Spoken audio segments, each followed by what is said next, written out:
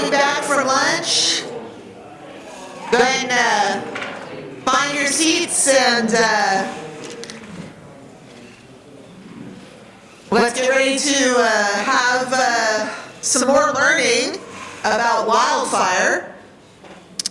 And again, sorry that our agenda has gotten a little bit wonky, but we're gonna make it all work. So, Angie, I think you are going to introduce our panelists, unless you want me to do it since I'm already here. I don't know. Okay, sure, why not? So we are going to have a panel, a tribal knowledge panel about folks' experiences with wildfire, and to talk with us about what they have seen and what they are doing.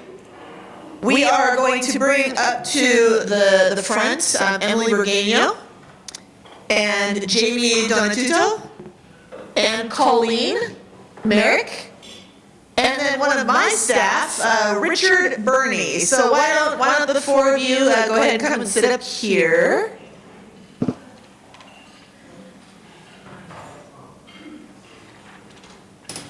See what's going on? Well, there's 3 chairs. We need 4. So now he's now we got it over there. Yeah. Richard, just sit down.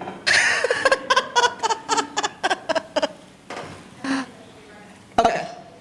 So I'm gonna let the 4 of you, and Emily when she returns, go ahead and just give us a little introduction to yourself, and then I believe that you 2 have slides. Is that right? Okay. So this microphone is wired, so I need a wireless. Can you grab one of those, Angie? And let's just start with Colleen and work our way over to give a little introduction to yourself. All right.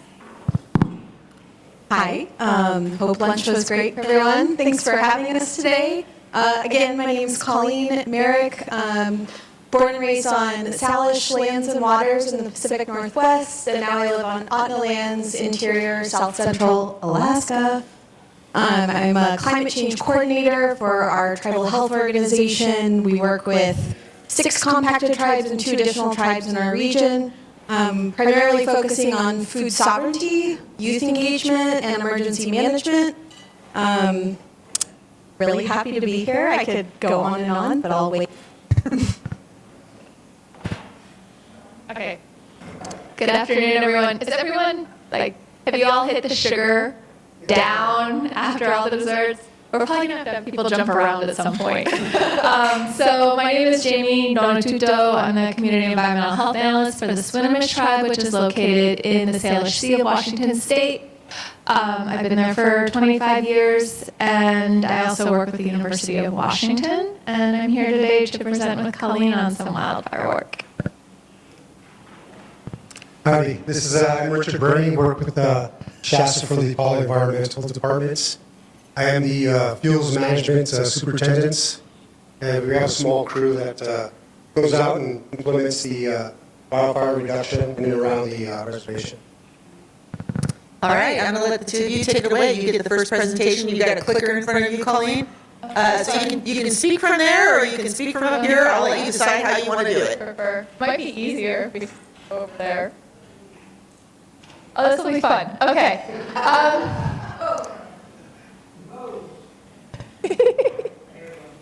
So I just wanted to start really quickly, based on what happened last night, and I'm sharing a lot of the grief and the anger that Shasta does. I'm going to try and tone it down, but I get really snarky sometimes. But I'm going to tell a story during the last administration of our incoming president. We were told that we were no longer allowed to say climate change. And so Swinomish Elder and I were invited to the White House to talk about extreme weather events. That's what we were supposed to say. And it was this huge conference. It was National Institutes of Health, EPA, FEMA, a whole bunch of agencies talking about extreme weather events. And the elder that I was traveling with was an incredible mentor to me, and we had put together a presentation to talk about what we had been doing at Swinomish. And he got up there, and we were probably halfway through the day, and it was our turn to present, and he looked around, and he just said, gotta change, gotta change, gotta change. And he's like, I'm an elder, I can say whatever I want. And I was just like, you should have seen the white faces of all of the shock and horror of everybody who had organized that event, but ultimately nothing ever happened to him or to us for saying it. And so I just wanted to start off with that because I feel like we might be going into another cycle of that, but I'm not going to stop saying climate change. And I think we're going to have to say even more. So I'm fully channeling that over. And today, Colleen and I are going to talk about, go for it. Some of the work that is going on in her region of the world about wildfire and also wildfire smoke. And so I'm going to let Colleen talk just a little bit about the grant that's funding this project, just the background about the EPA Justice Grant. Okay, so I work kind of to facilitate climate change adaptation throughout the region. We have a regional climate change adaptation plan, and then we have the 8 separate Otna villages or tribes within our region. And one of the big obstacles that we saw originally is, one, there is no Otna word for climate change. It was always just resilience, adaptation, survival. So I just kind of want to set the scene with that.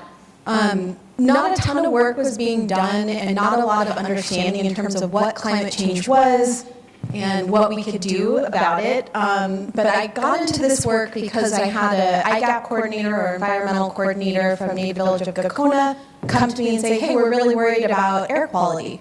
We're worried about catastrophic wildfires. And so I was invited to help them with a project that they were working with University of Alaska.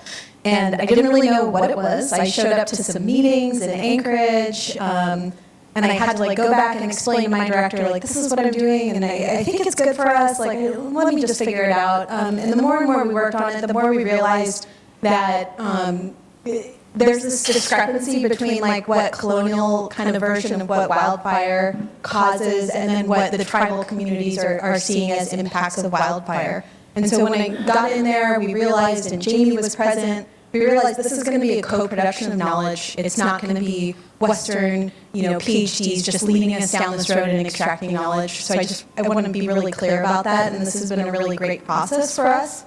And so, we went through stats of the state, what's been burning, what's been happening. This is a really great example or graph showing that, historically we had wildfires. The tundra would burn, and they would be big. We don't have a ton of infrastructure in Northwest, so it wasn't a huge deal. But as time's going on, we're getting more and more and more acreage burning. We're getting these enormous dumps of bad, toxic smoke kind of filling our basin. And so I'm learning in this process, and I really came about just to extend the capacity of an environmental coordinator in one of the villages. I'm really just there to add extra hands, and that's why I showed up, and I'm so glad that I did. Jamie has kind of led us down this amazing path of how we can measure impacts to our community based on our indigenous and Otna knowledge, our value system, instead of looking at metrics from just that Western view. It's not just blood pressure, it's not just your pulse that impacts your health, it's actually your value system and the impacts that climate change is having on that value system. We're winging this a little bit. Yeah, we're winging it. I think what's cool about this slide too is 2 million plus acre seasons. Can you all even grasp 2 million plus acre wildfire? It kind of blows my mind. I think those of us in the lower 48 have a very different set of space than in Alaska. It's huge.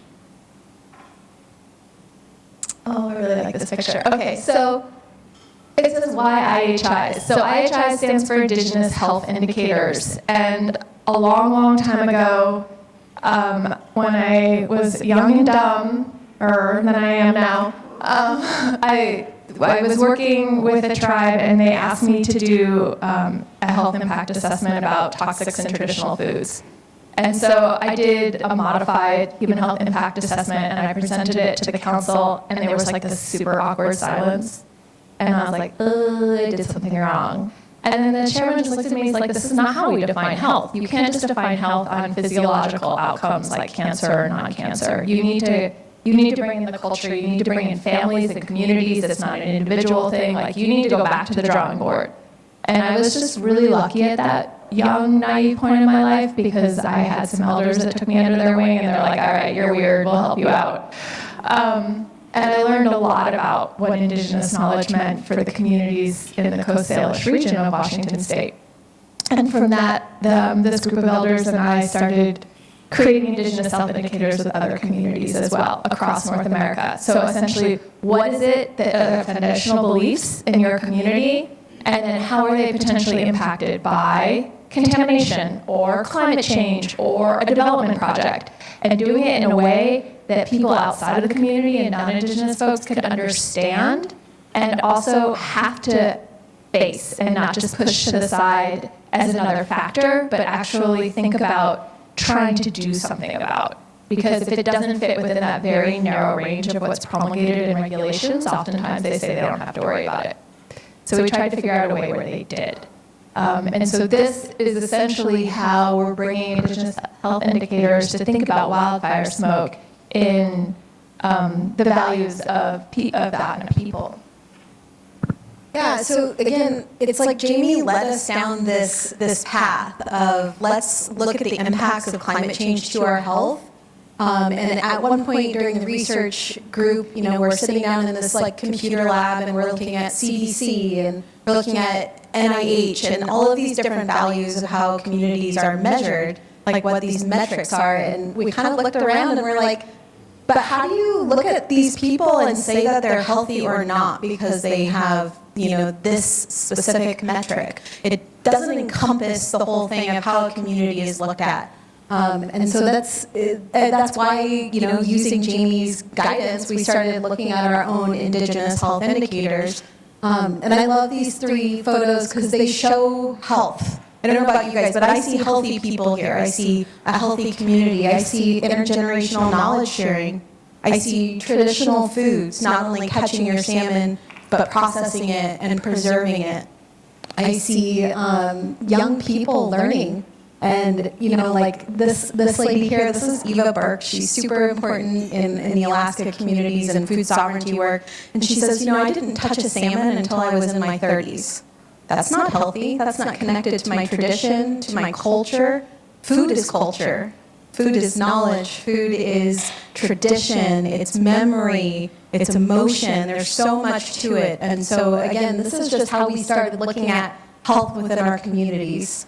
And I love these photos because they really show that this health indicator is so much more than a single metric. Good? Okay.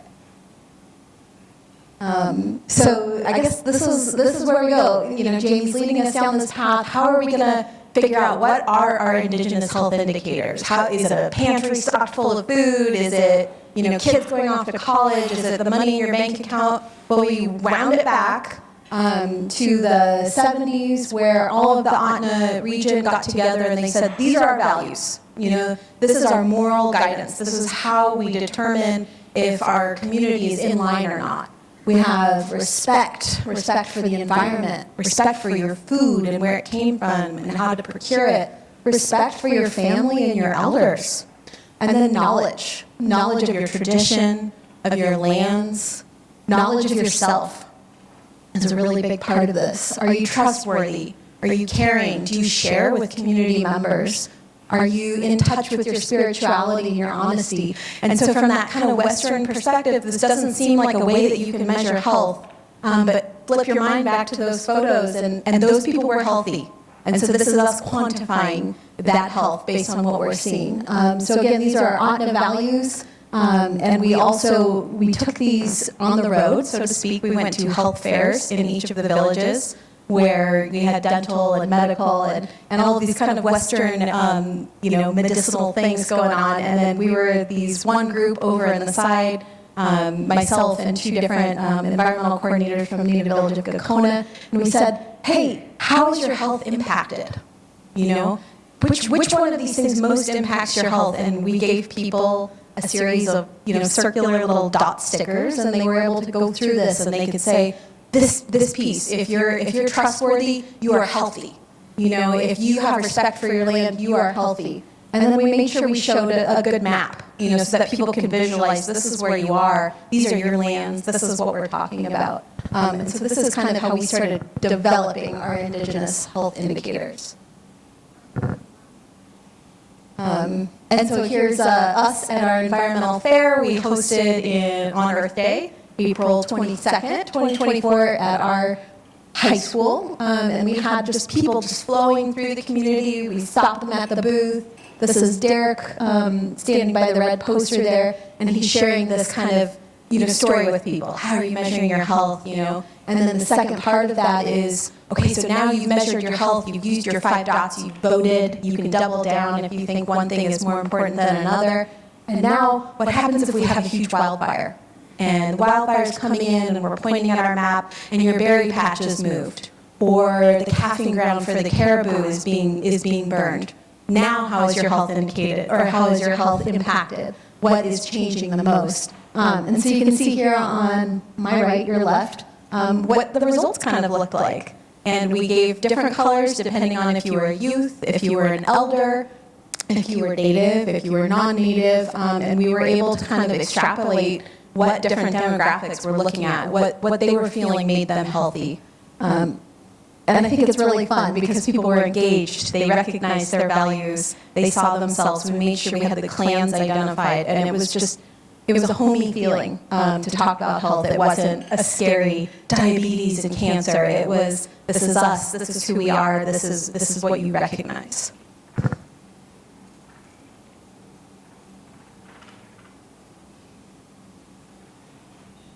Okay.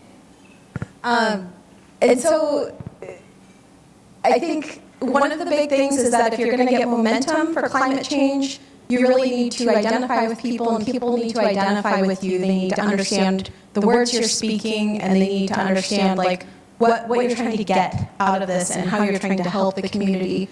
And so here are our original results from all of this dot voting all over our region. It took about 4 or 5 months for us to collect all of these votes in all of the different villages and scenarios.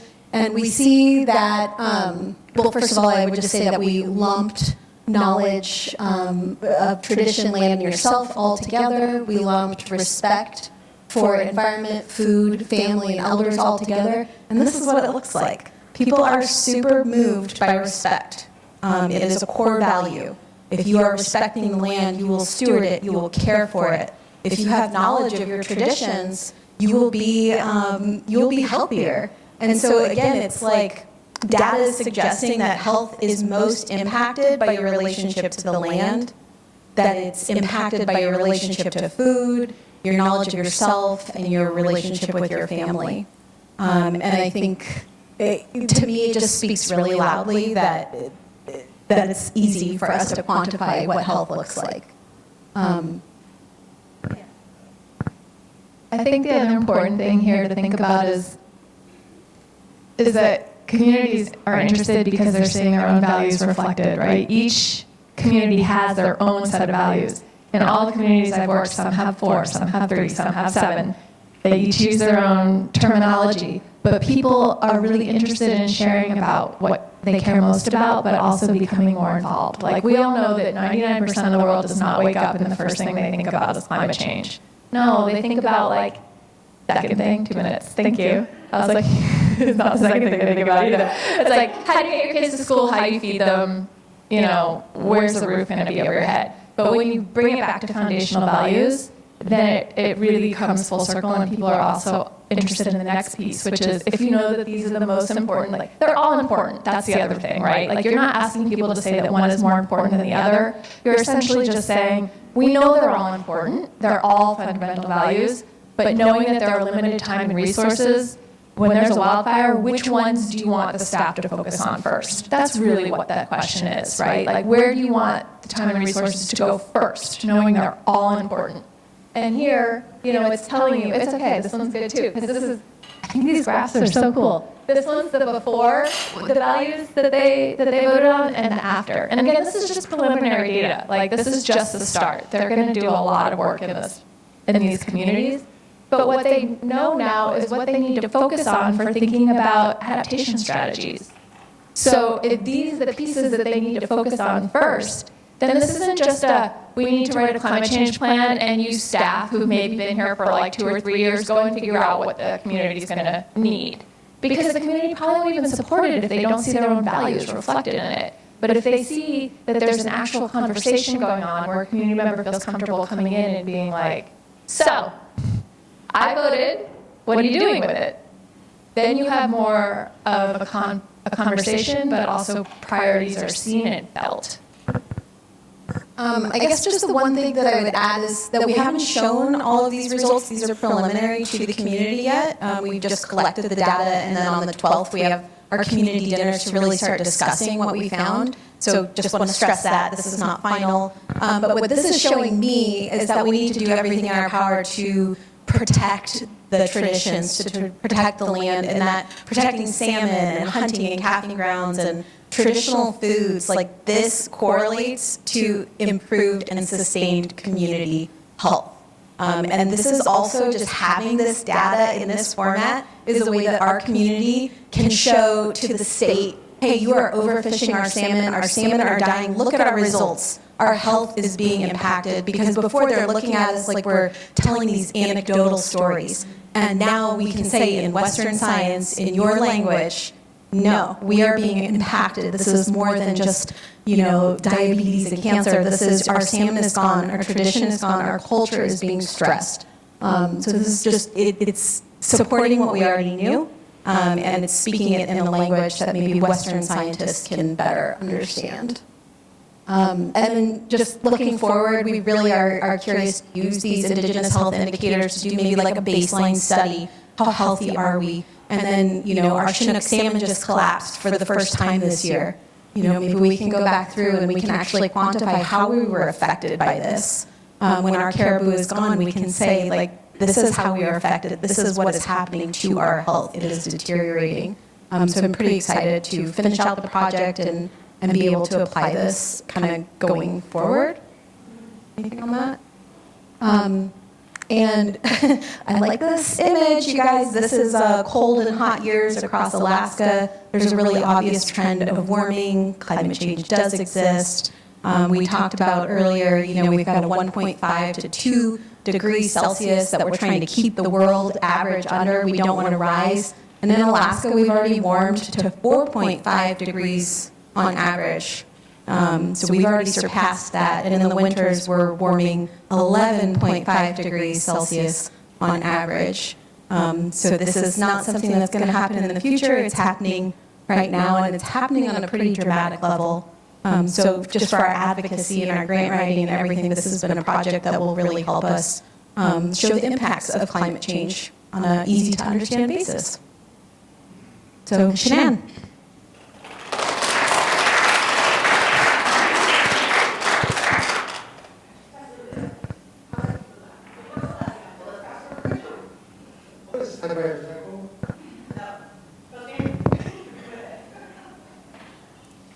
Nervous microphone. Can you hear me? Good.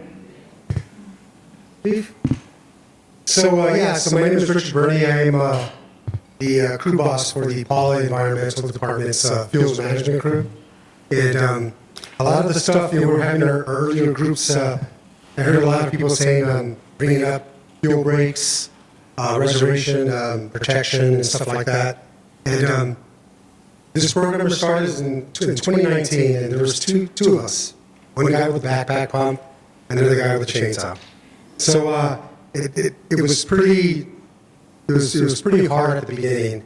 And once we started working on invasive species and eradicating that in the best way we can, we started implementing some of the historic fuel breaks that surround the Paula Reservation. So we started off in 2019, like I said, and so we are now in 2024. We're into my 4th year here, and now it's gotten to the point where we have put our fuel breaks on a calendar to the point now where we can, like clockwork, visit each fuel break. When the first year it was maybe 6 foot tall brush, ceanothus, buckwheats, sumac, and lots of poison oak. And So now today, it's very minimal. We're only leaving the native plants now. We're taking away all the invasive species. We're reestablishing or replanting native plants that we're ordering up. Some from the community garden, and that's working out good. And the fuel bricks now are just being maintained with weed whips, and that's where we wanted to be 4 years ago. It was a long road. It was a very tough road, getting it to that point. With a couple of guys. Now we have 5 guys. It's a 5-person crew, and the crews run on a wildland firefighting crew dynamic, where we have a crew boss, a squad boss, and then crew members. And so it's very important, as far as I'm concerned, coming from the background of being on hotshot crews, is to make sure that the chain of command dynamic was there. It's very tough to hire a group of men and women and get them together, bring them together, and instill your overall goal. This is what we're trying to do. This is what we need to happen. And once we have completed our project, this is where we're going to go from here. So I've been pretty fortunate to work with Shasta and the department. They've all been very cool, very understanding, giving us what we need to implement this program. And I think in our 4th year now, we are now being able to see a lot of the fruits of the hard work that the crew's been putting in here on our major fuel breaks. The major fuel breaks we have here in Paula are the Sycamore fuel break on Paula to Macon Road, which covers the northwest side of the reservation, and then jumping across the reservation to the McGee Road fuel break, which was a pretty tough one to put in. And then it kind of ties in back country to Lilac, comes straight across, up into Valley Center area, back out this way, and around the youth camp, Gregory Mountain, which we just finished completing. That was about 100-foot fuel break along the river, and that was about maybe 3,200 feet long. And the hardest part of that fuel break was dealing with poison oak. Shasta will tell you, a lot of the guys got caught up in it, and it's horrible stuff. Dealing with that, but like I was saying earlier, the fuel break program here it's doing its job. I mean, some of the locals will come out and say, "Hey, we see what you're doing," and then some of the locals will come out and say, "What are you doing on my property?" But it happens, and so but they see the overall goal of what we're trying to do here, and especially and my old fire chief's here, West Ruiz.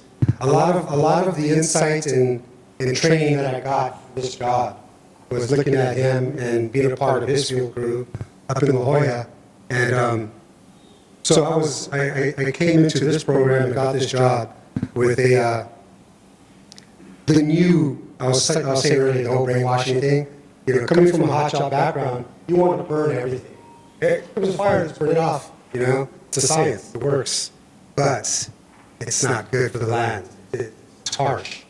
So I was telling some folks earlier that I had this reawakening, this brainwash in a good way, where now it's not about burning everything out. And so now we've implemented in our fuel breaks a 70-30 mosaic pattern, where we're going in now and leaving the native plants and letting them thrive while taking out the invasives and taking out the grass that come back every year. Take them out for now. It's summertime. Let's remove some of this grass and let's mitigate some of the fire danger that could be pushing up against the reservation.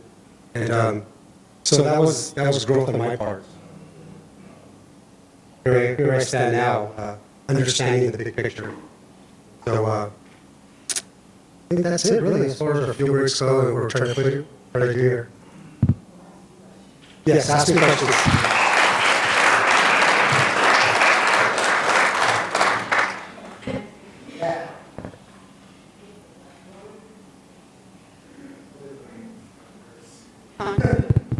Can you hear me? Can you guys hear me? Okay. So, to share about what I want to share with you all, I have to give you some background on who I am, where I come from, and what that entails. So I put some slides together from photos I've taken, aside from the ones that I'm actually in, to give you guys some visuals on what we're about to share. This one's from thank you. This one is, on top of where we're from on Ikwanan, or the Ipaia Nation of San Isabel. And it was, got to meet a relative up there, as you can see. But I also wanted to share the Kumeyaay Gator Nation flag, as it represents all 12 federally recognized bands. But I wanted to start with the introduction again for those who missed it earlier. Hauka, Enyam, Librigano, Nechuhi, Matas Punai, Kopai, Napum Sinak Watung Kopai, Enya, Paipa Napum, Tismiat Makenue, Shamok, Enya, Churchech, Ches the Pur, Napum, Mat Mohe, and then the last part is talking about the photo. Mat Kumeyaay PE, meaning we're on Kumeyaay land, because we were definitely on Kupa, the Senyo area. And thank you for having me share at Pa'a. I've been watching the whirlwinds outside all day, so it's a good reminder that they're always with us.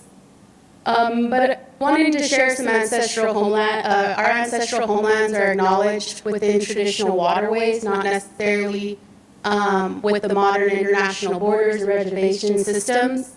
And these waterways are often overlapping, or what we call shared areas with our neighbors to the north, east, and south. To the left, these maps were from the Smithsonian website.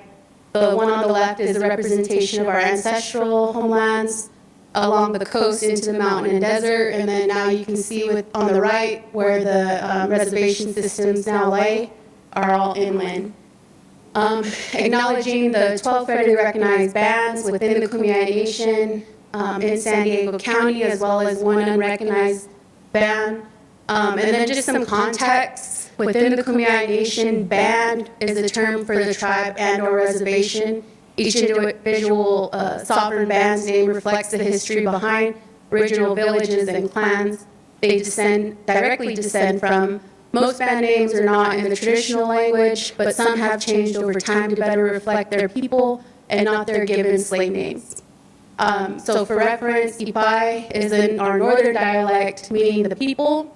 Northern people, Tipai, again, the people, and our southern dialect, meaning the southern people. Kumeyaay, referring to our descendants from the cliffs along the coast, and Dugueno is our Spanish given slave name. We also want to recognize our Kumeyaay villages across the border. This is a picture Angel Ojeda developed and sells on t-shirts. But it is a great representation of the villages that are in Mexico within our nation. So sharing about our homelands, bioregions, starting at the creation, the ocean, our saltwater, Hasith. We've been displaced heavily. That is an area of first contact with the Spanish. So from there, with the development of the California Mission Slave System, we were pushed inland, as well as refuge towards inland. So what you see here is a lot of revitalization when it comes to gathering on the coast, our tule boat practices, our foods, fibers, and medicines, as well as our prayers. On the right, we also have a picture from a meeting with UCSD and the chancellor, as we've been fighting them against protecting our cemetery there on what is now UCSD. And might seem irrelevant, but it's always intertwined, these discussions. When it comes to climate change, we're experiencing the soil erosion or cliff erosion, which exposes the burial sites there, and they are in need of protection. As well as, intergenerational gathering, Longest Walk 3, highlighting the need to reverse diabetes in our communities. So just wanted to share a little bit, as well as the Matwatai, or the mountain bioregion. The mountains are a special place, as they are the headwaters of all of the rivers within San Diego County. Where I come from, the mountain that we're from, feeds 4 watersheds, 3 in San Diego and 1 that goes to Imperial, which used to lead to the Colorado River and connected us to our river family. But yeah, just some photos that I took. This creek is very special. It's where my grandma was born. The bottom site, or the visual, you can see out to the cliffs, Nith or Point Loma, as well as the Colorado Island. And from the mountain, you can see the Channel Islands as well. So just wanting to highlight the communication. I'll talk about that more, but the communication that the mountains served as well, because from certain points on the mountain, you can see the coast and what is now called the Salton Sea, historically called Lake Kuya, which was connected to the Colorado River. So it was a form of communication too. Just highlighting some of our food fibers and medicines in the mountain region. Some of them are actually ready, being the quinine, the juncus, as well as the kupath, the black acorns, oak acorns. There we go. But we all, had our permanent villages along these three bioregions, as well as our seasonal villages, but I won't get into that. As well as the Matsai, the desert, is a very significant area, again, an area where we need protection of our sacred cultural landscapes. These aren't just specific sites, but entire landscapes that we all are responsible for. The top left one, or the top right one being, you can't really see it, but in those rocks, you can see an excavator desecrating a burial cemetery. And that was on our way to a ceremony to pray and put down, our offerings as SDG&E was going through that area and digging up the road there. But a lot of, again, our food fibers and medicines, our processing areas are in these areas, what are now San Diego's playground. But that's just a quick, share about what, where I'm coming from, who I'm coming from. But today I'm sharing Mat Tao Hetami. Mat Tao is how we would say our spirit, Mat meaning body, Tao meaning fire, so it's the fire within our body. And that is significant to our creation story and how we became within our role as human beings and the energy we hold from creation. Hetami meaning to grow, so I titled it this because it is a growing spirit or a growing fire within us that we're trying to cover.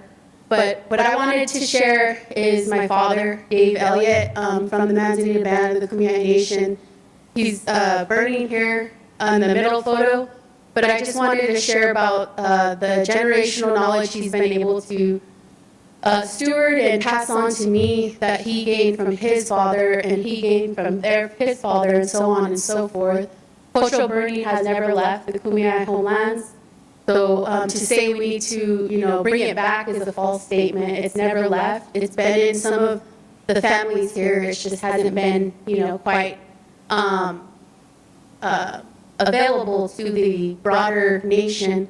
So I grew up seeing my dad burning without a permit, without certifications, without, a burn plan, in the sense that we're all thinking right now. But in my mind, in my vision that I see him doing this, he has a burn plan because he has the knowledge. He knows when and when not to burn, what to burn and what not to burn. And what to wear, what not to wear. Sometimes he's out there. I've seen him in shorts and chones and flip-flops. He's been burning since he was 7. He learned at the age of 5, and he's 69 now. So he's been burning for over 60 years. And not once has the fire gone outside of his planned burn. But I did grow up see him what I would call this a field burn, or what I like to call as well a sovereign burn, because it's implementing our inherent right to be on the land, to have that relationship with the land through our relative of fire. On the top left, you can't really see it if you come up here, but little cool, yeah. Right here is the barrier my family has stewarded for many generations. And you can see this is the I-8, or what we call the Kumeyaay Highway, because it is the ancestral trail. that was used for the freeway. But right here is the southern boundary of the Campo, what is now the Campo Band Reservation, and then the northern boundary. When the freeway was put here, Campo was able to have this in an agreement. Long story, we can talk later. But this originally was Sinyao Yuck, or the lame oak. In this area, it was an oak grove that my family had stewarded. Sinyao is another area on the reservation, and that's what it's named after. But this photo is actually this photo, but I did want to show an example of how we are highlighting the cultural experts when it comes to Southern California. This was a outcome that we collaborated with California State Parks, Haley Esplin, to highlight, this was 2 years ago, so their theme at the Del Mar Fair was to get out there, meaning to go outside. But we brought in the narrative of how to get out there respectfully and responsibly. So we were able to highlight different things that I don't have time to talk about, but one of them was the traditional ecological knowledge or cultural burning. And then this is just another photo of the fire. This was last year in February. I opened my door and see my dad burning, so I walked down there and assisted him, and that's how I got the call, or the notice. And right here is what I really wanted to highlight. This is an oak in his yard, and just in this perimeter, which is what a table's length maybe, the vegetation was less than 6 inches, and he was burning on July 2023 of last year, and CAL FIRE arrested him. So this is something we're actively experiencing as cultural experts. I can't say it much for tribal staff or researchers, but as a cultural practitioner and an expert, generational expert, this is what we're experiencing in Southern California.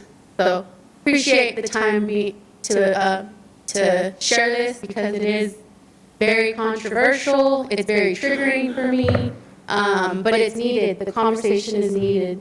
So yeah, he was arrested for practicing our cultural knowledge, and that's because he didn't have a burn permit. And CAL FIRE lacks the knowledge of the cultural element of these burns.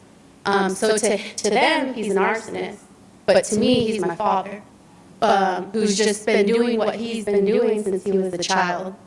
So this is something my family had to go through last year. It was very hard on all of us. Thousands of dollars were spent to get him a lawyer representation, and this is something we're actively still paying. It ended, unfortunately, with him having to take a plea deal, because if he didn't, it would have been his third strike, and he would have been locked up for the rest of his life, 30 plus years. So he took a plea deal of court fines, 1 year probation, required workshop, any type of fire workshop. And I think I'm missing one more thing, but those were kind of the key. And his probation actually ends at the end of this month. But yeah, this is, there's so much I could talk on this, but I just wanted to quickly highlight, the lived experience here within Kumeyaay homelands, as well as, Southern California in general. And although it is a very hard topic and it was very challenging, it still is very challenging, the fear of, my father going out there and burning still, because he does have dementia, so he does forget about that whole incident from time to time, but he still is able to retain that knowledge despite the dementia. And it's actually one of the things that keeps him grounded within that chemical imbalance in his brain and body. So the outcomes of all this nonsense is his youngest daughter, me, as well as the rest of my siblings advocating and trying to educate on cultural burning. Because like I said, it's only been within our family, and that's just what was normal to me. But now with this incident, I saw the need to help educate and to advocate for our rights as Native people under the Freedom of Religion Act, there's so many bills that protect our cultural knowledge, but yet here he is arrested for arson. So what it led me to do was, even before he was arrested, I was practicing burning in a communal garden space that we developed back in January 2020, Mott Pethamee. And the first year I burned and got a warning from my local fire chief, and so I learned real quick, can't do that without notice. And then the second year I burned at night so that nobody would see. That's something my dad taught me. And it went well, but I didn't care for the need of sneaking around, right? As much as of a night owl I can be, I didn't really care for it. So the third year, we chose to do a communal burn where we invited the community as well as invited members of our outside community, outside the reservation. Chief Ruiz came and some of his staff came as well. My family members, Teresa came, she's with the Intertribal Long-Term Foundation. The youth came and helped us start that prayer, and the fire captain helped me start it. And then you can see I helped steward it as well as the other captain, and we encouraged people that showed up to help steward it, because that's how you learn, is by seeing it, being on the ground, not necessarily from a book or a certification. So that's one outcome that I was trying, that I've done in our space. And then once he was arrested, it was after this communal burn, just for context. I saw the need to advocate, and I found myself in Washington, D.C. with the Native Farm Bill Coalition to advocate for our priorities within that USDA Farm Bill, and mine was traditional ecological knowledge, because agriculture is an avenue to implement our traditional ecological knowledge as well as connect with the land. It's not always just a take. It's actually, from our perspective of agriculture, traditional agriculture, it's a give first, and that's through the stewardship.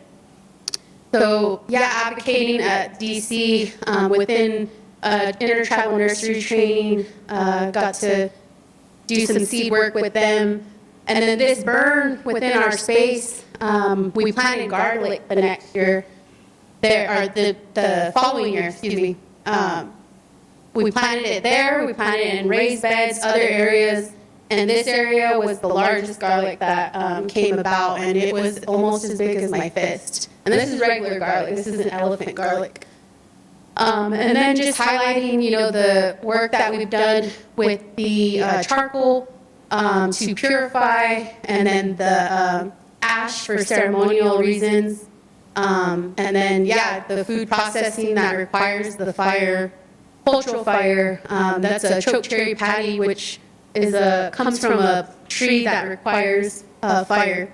And then highlighting the seasonal fire with the junkus, and that active stewardship in the lower right corner. What would you call social, cultural fire, in a sense of Omar, or what we all know as Pion. And this is a fire that has been going for many generations, and our young ones, as you can see, from Manzanita, San Isabel, and Los Coyotes playing a game here has, seeped into the next generation, and they're keeping it going for us in a good way. And then just sharing, again, more education came out of, this, starting with a local non-native organization that partnered with La Jolla and their cultural burn workshop. They asked me to be on the panel with some other cultural practitioners, where this panel was more focused on CAL FIRE staff. So we were able to share with them. Fulfilling that need, but obviously you can't do it in one workshop, but it's definitely a good start. And then on the right with Don Hankins, who's a cultural fire from up north, I finally got to meet him in person at the California Wildfire and Forest Resiliency Task Force meeting that they had on Kumeyaay land, where I was able to be a panelist with my good friend Marlena Dusek. And the top left just recently up on the Coyote Valley Rancheria, helped plan the Intertribal Agricultural Pacific Region Food Summit, and I came up with the cool idea of a fire panel because we all utilize cultural fire throughout the state. What is the Pacific region for them?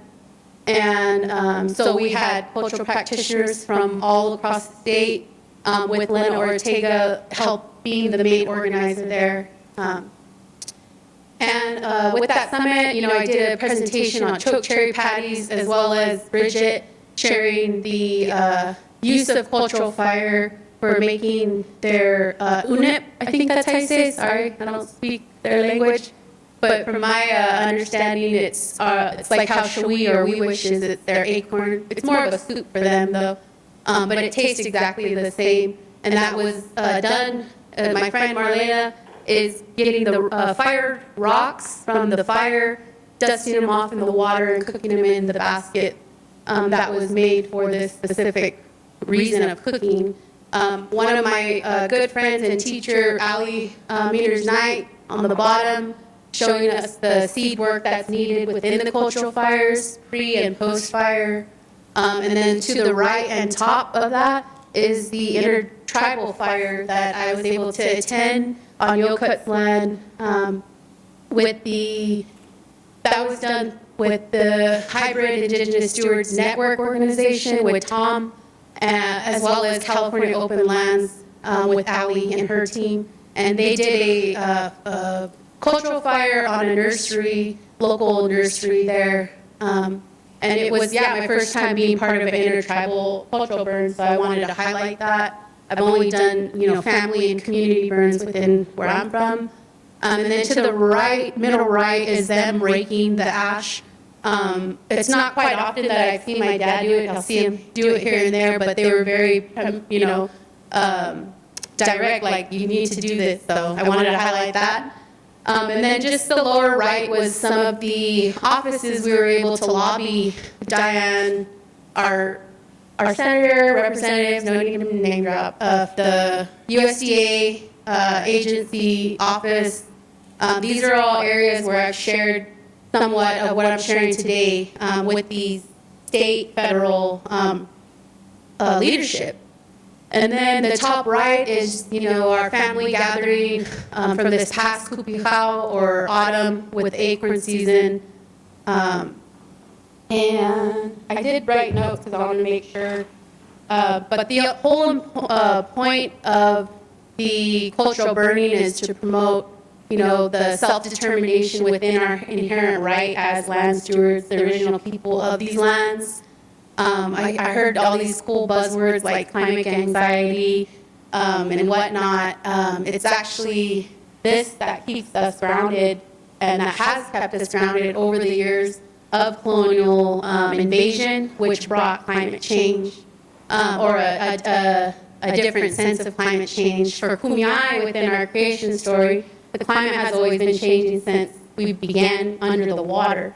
So the way I've been understand it, climate change, it has been an active process throughout our existence, and it's just the spectrum that we're on of understanding it. Do we want to meet it with fear? Do we want to meet it with ancestral understanding and application?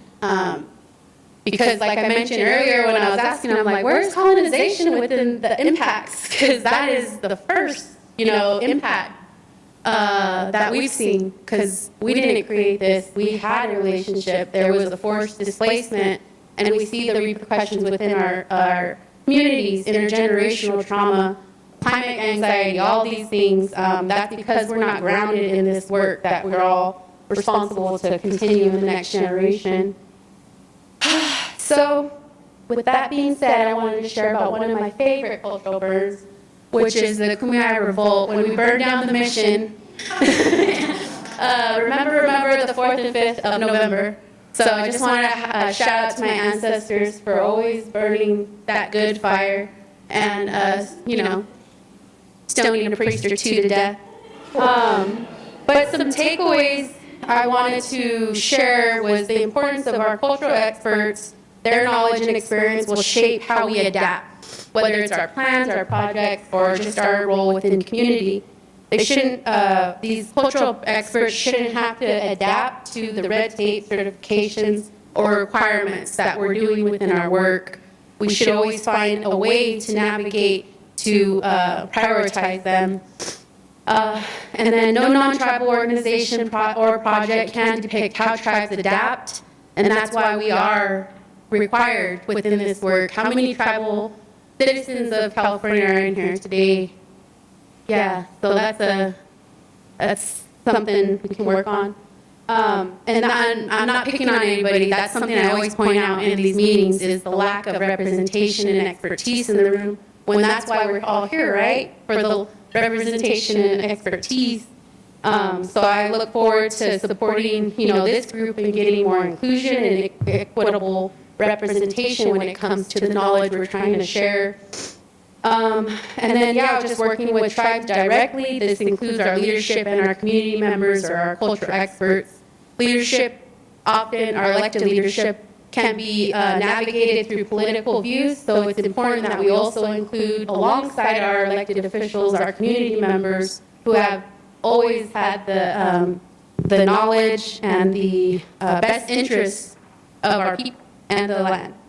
Lastly, the tribal advisory groups. I'm hearing this here today, at a meeting I was in earlier, and so many other meetings and groups. These advisory groups require respectful representation and not just a checkbox. So that's why I mentioned including our leadership as well as our cultural experts, which come from community. And just real quick, just wanted to throw data sovereignty and the need for that, but that's a whole nother PowerPoint. But that's something I hold true to my values in what people may call gatekeeping, right? You sit down with an elder, they're not going to share every single thing with you in one sitting. That's a privilege, if anything, if they do. I've been taught you have to revisit and have that relationship or partnership, whatever you want to call it, that connection to receive that knowledge after providing what you need to offer. And that can be reflected in the work we're all doing. So I just wanted to mention that this work isn't convenient, it's hard, but as long as we're working together, we can accomplish a lot of great things. Thank you.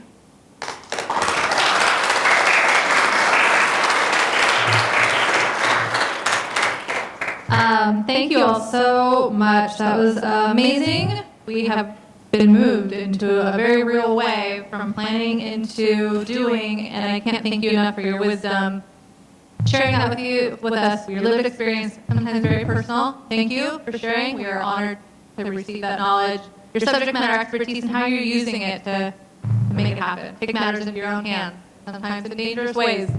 I will leave a couple of minutes here for questions before we bring up our next panel.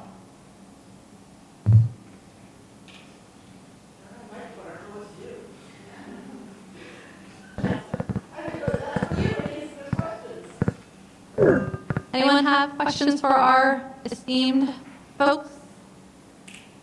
What I think we'll do is we'll show our video, we have video, and then after we have our folks from Lloyd do their presentation, we're going to just talk. Yeah. Okay. So why don't we do that? So thank you all again for being outside.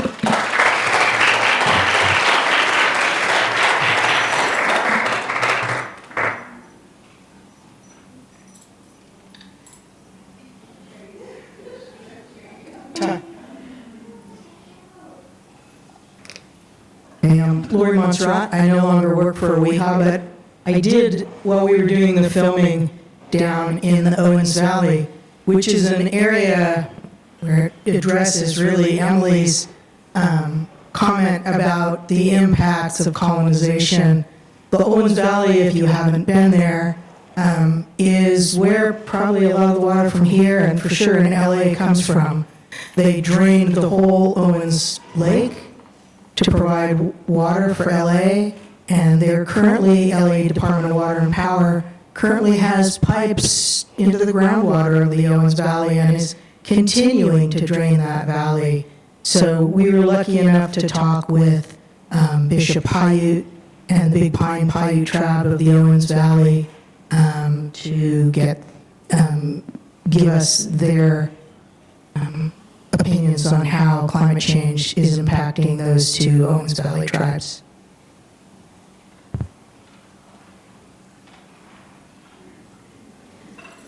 Okay. Because we're so adaptable, this is not wanting to run right now. I think what we'll do after that introduction is to make sure we can get it to work and bring it up after our next conversation. Unless Lori has magic powers.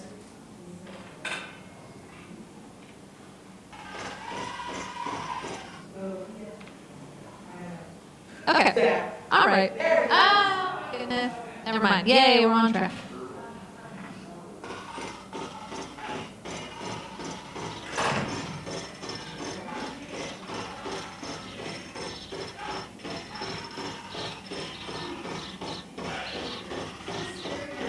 My name is Lo Stewart. I am a member of Big Pine Paiute Tribe, and I am the former chairwoman of the tribe. The time period that I grew up in, the 90s, early 2000s, really, to me, was a huge fluctuation from what it is today. I have seen extreme temperature shifts. I've seen a change in the vegetation as well as the animals that inhabit the area. I have seen a change in our storm and weather patterns. I've seen a change in the duration of seasons. We get our winter storms later in the year. And then the hotter months have now moved into August, September, October. We are working really hard to combat the myth of what people assume a land of little rain but a lot of water looks like. So just because we don't get a high volume of rain typically, it doesn't mean that we don't have water. And when we are depleting our underground water sources from the aquifers by pumping, we are creating larger issues on the surface that people typically don't see. Wildfire has absolutely shifted here in this area. It's a fairly breezy, windy place. But in the past, I would say 10 years, we've had more violent winds. If you do have fire, it suddenly makes the situation far more dangerous because at that point, it's up to the wind to stop blowing. It's not under the control of the fire department. Before contact, we had oaks that extended down into the valley from the Sierra, and we had ponderosa pine. As you see, there's still some in the creek, the Big Pine Creek, and in town we still have some of the trees that were in the valleys. We had cottonwood trees, we had black oaks. South of here we have live oak or the canyon oak, and further south we have the big growth of the black oak.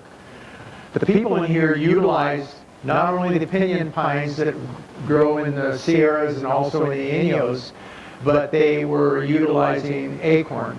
Because as my dad's father told me, he said the acorn was a big feast, as he said. It was a big feast for them. The winds, especially off the mountains, off the Sierras, the ones that come from the ocean, they have become stronger over the years. Years ago, in 2010, our residence at the camp was totally consumed by wildfire. And it was because the wind was coming down the hill like 60 miles an hour and burned trailer park and other residences other than where we live. Manahu, Anania Noah Williams. I'm a Bishop Paiute tribal member. Growing up here in Paiute, or the land of the flowing water, since birth, from really early on, I learned about the importance of water. A big way how we utilize the water was through the use of these ancient irrigation ditches. Now we're starting to see these effects of climate change and like these decreased snowpack and changes that are going on with our surface water. These water rights are inherently tied to our water security in the future.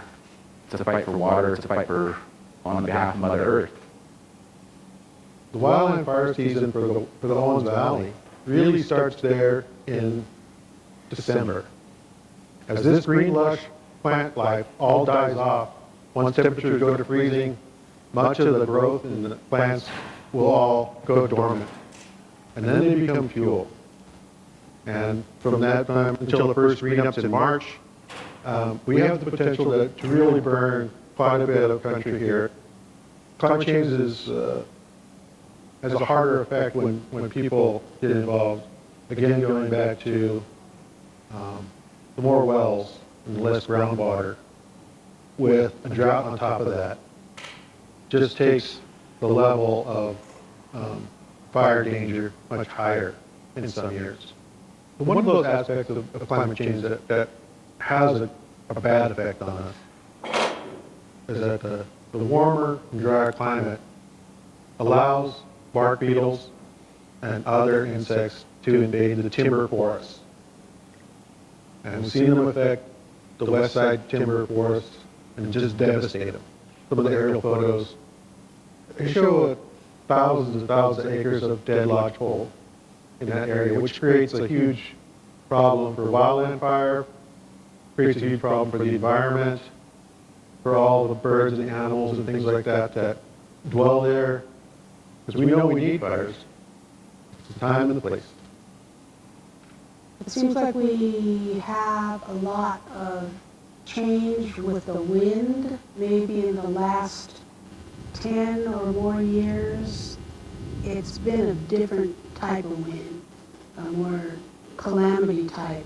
The last few years, it's been more intense, more destructive, chaotic.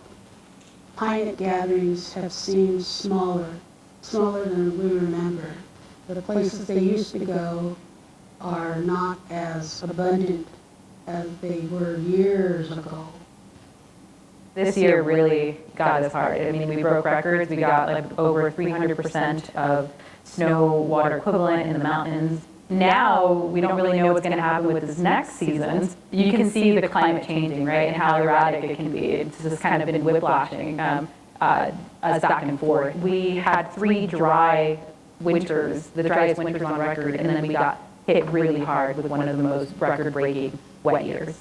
And so hopefully the tribe, the Bishop-Paiute tribe and other tribes along the Owens Valley have the resources and the capacity to be able to protect themselves and protect their tribal members and their community.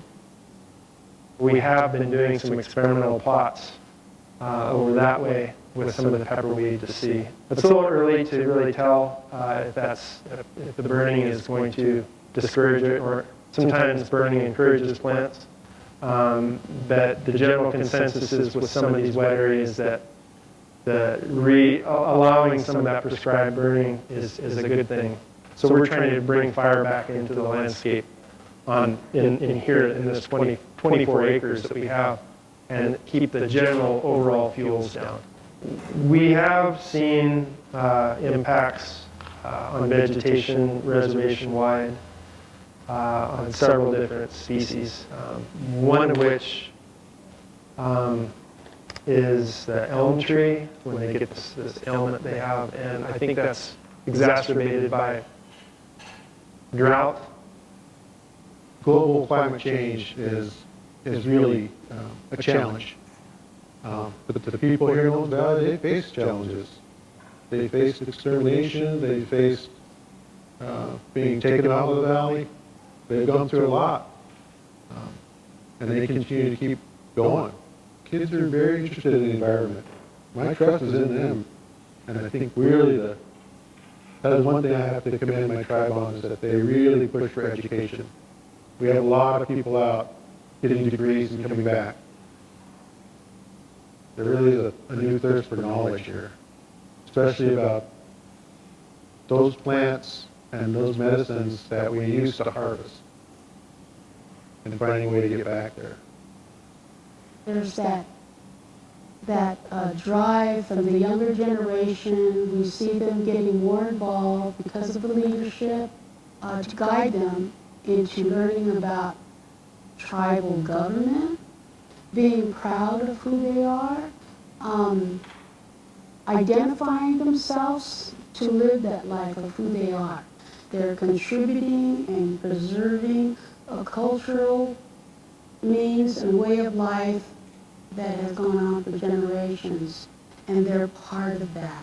There's a lot of people, both tribal and non-tribal, that love this valley, and we need to continue this fight to preserve what's still out here. And I encourage a lot of people my age to really get involved in this. We're inheriting this fight, and it's going to be a long-standing one. I would like for anyone who is watching this to consider a place that they personally love and to think about what would happen if that place no longer existed for yourself or for your loved ones and friends or just for anyone to enjoy in the future. It's important that we all work together to communicate the importance of protecting these lands because they're important to somebody. And, these ones happen to be important to me.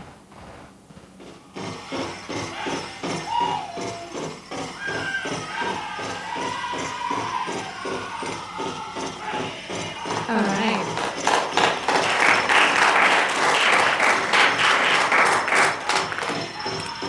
Thank you, Lori and Awiha.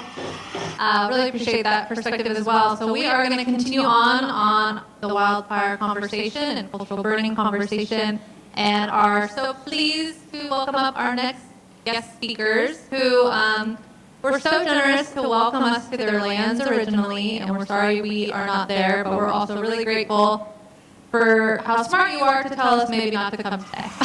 Maybe not the best day. We hope you'll tell us how it's going today. But I'd love to welcome up Wes Ruiz Jr. He's the fire chief from the La Jolla Reservation Fire Department. Joined today by Jolene Tam and Henry Nahara, both from the La Jolla Band of those Indians, and they're going to tell us a little bit about the catastrophic fire they've been through and their practices that they're using today to manage wildfire. So thank you so much for being here.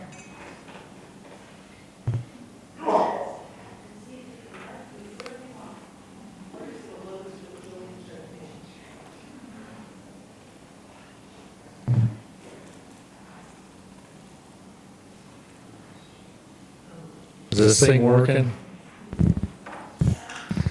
Working okay? Everybody asleep yet?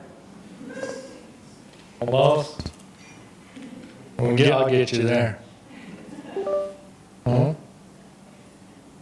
Okay, it's going to take a second to load. So I'll introduce myself. Wesley Ruiz Jr. I'm a tribal member from La Jolla Reservation Fire Department, tribal fire chief, and I've been the fire chief since about 2000. My family started the fire department in 1985. I started with the Forest Service back in 79 or somewhere around there. So I got a lot of history, a lot of fire time, out underneath my belt for sure. And Lori and I worked together, Ramona Hill Attack in the 80s. So, few people I know, but most of my career and my experience has been in prescribed fire. With fuels management, fire management, fuel brake systems, and whatnot on the Palomar District of the Cleveland National Forest, as well as in Riverside County, Tribuca District, Descanso District here to the south. So, majority of that, like I said, has been all prescribed fire training and experience. I burned a few thousand acres over my time.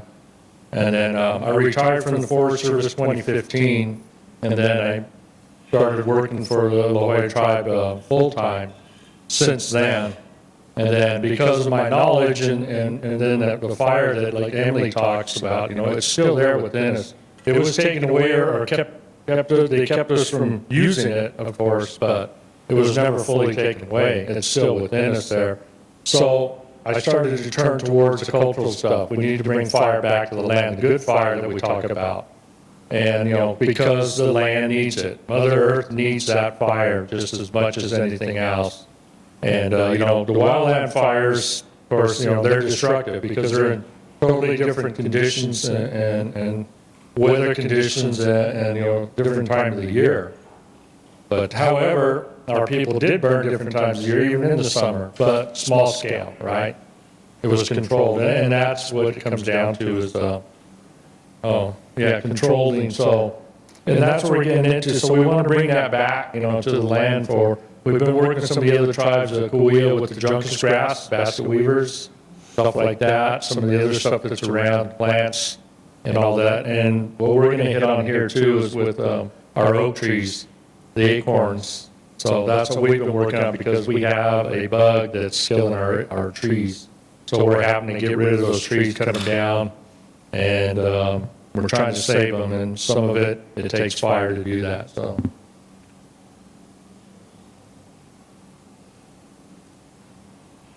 Where do I point this thing? That thing? No? The middle? The back, I get back it. That first. Okay.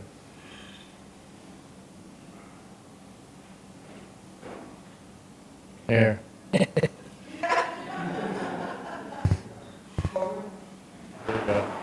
So, next slide, well, go back. So, this is, most of our work has been done in the Lloyd campground here, because, well, we had 2007, during the wind conditions like this and stronger, we did have a fire that burned 95% of the reservation.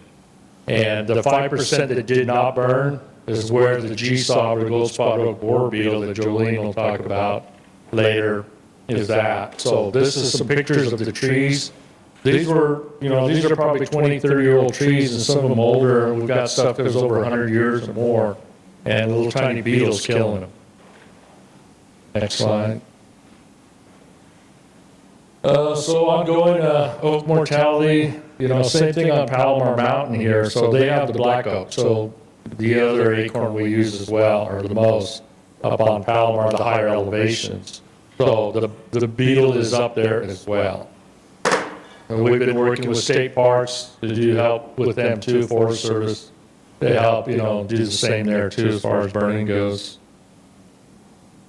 Area 8 of our campground, so you can see these are 2 different times when the tree canopy there on the left, how it looked, what year was that?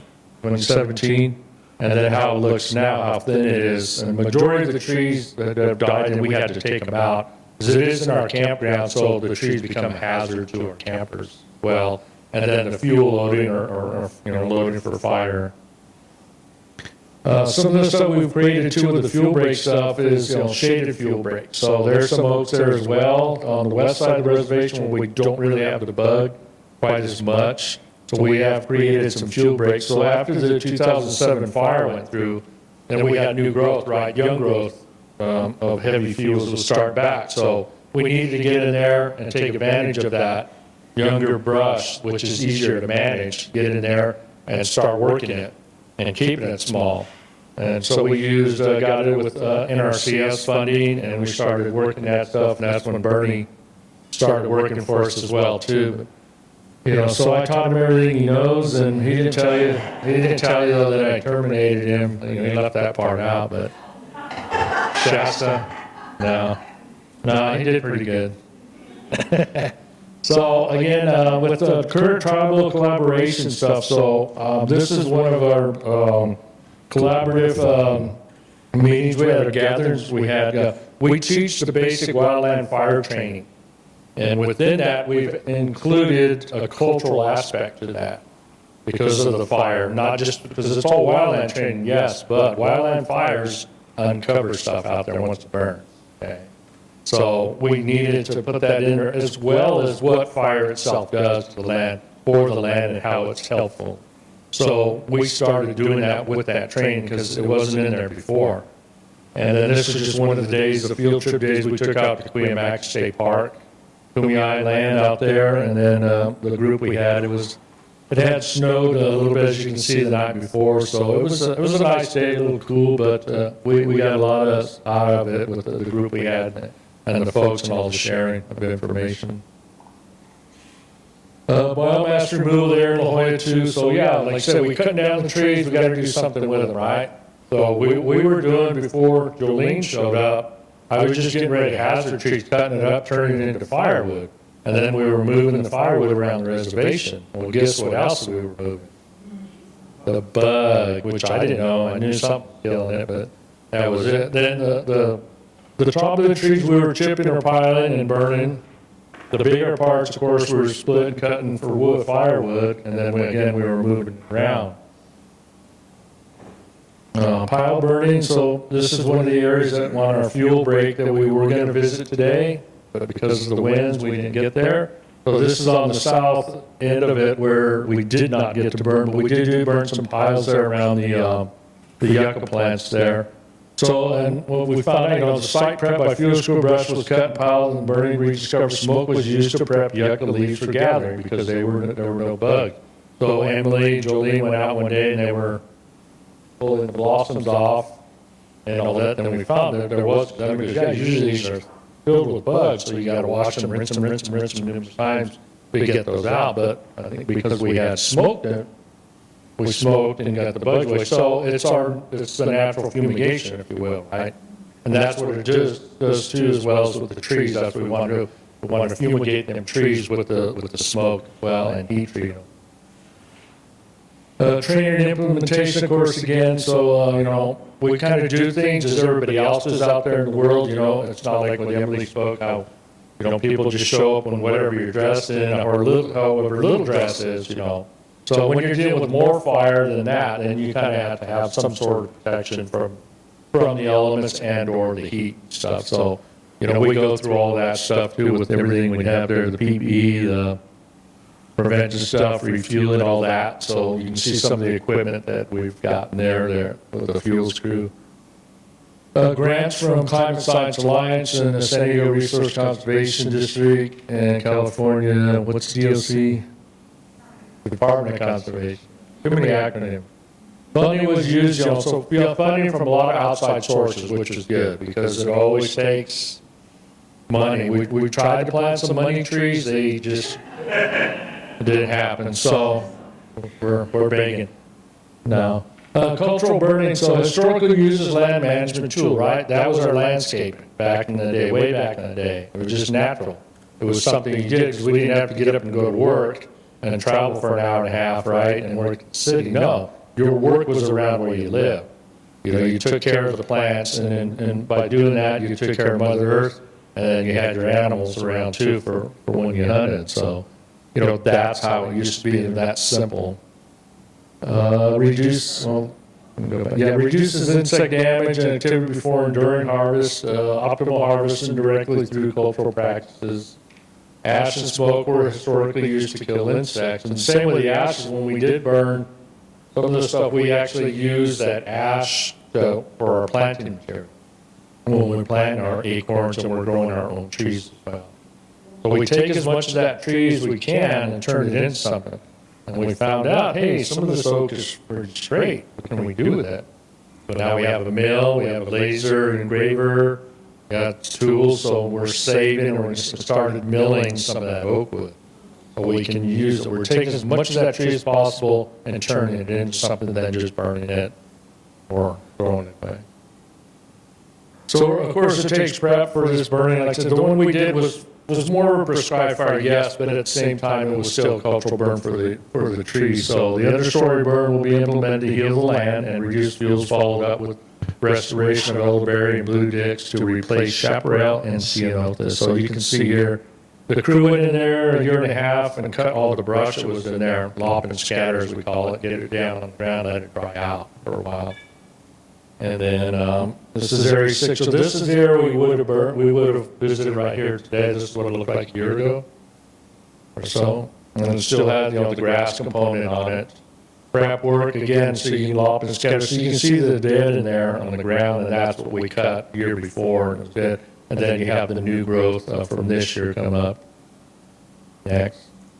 That's an aerial view of this stringer of oaks here. Where's that pointer at? Along the power lines there.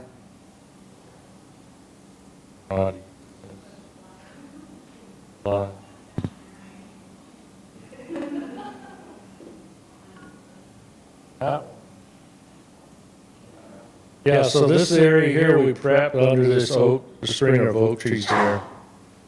And then we also have a fuel break. You can kind of see that goes up here as well, that we still got to do some work on. Okay, next. So briefing, so what we had to do, because it was prescribed fire, we had to go through all the ramifications of doing a burn, which included, briefing. So that's it. You gotta have a briefing on all the resources that we use.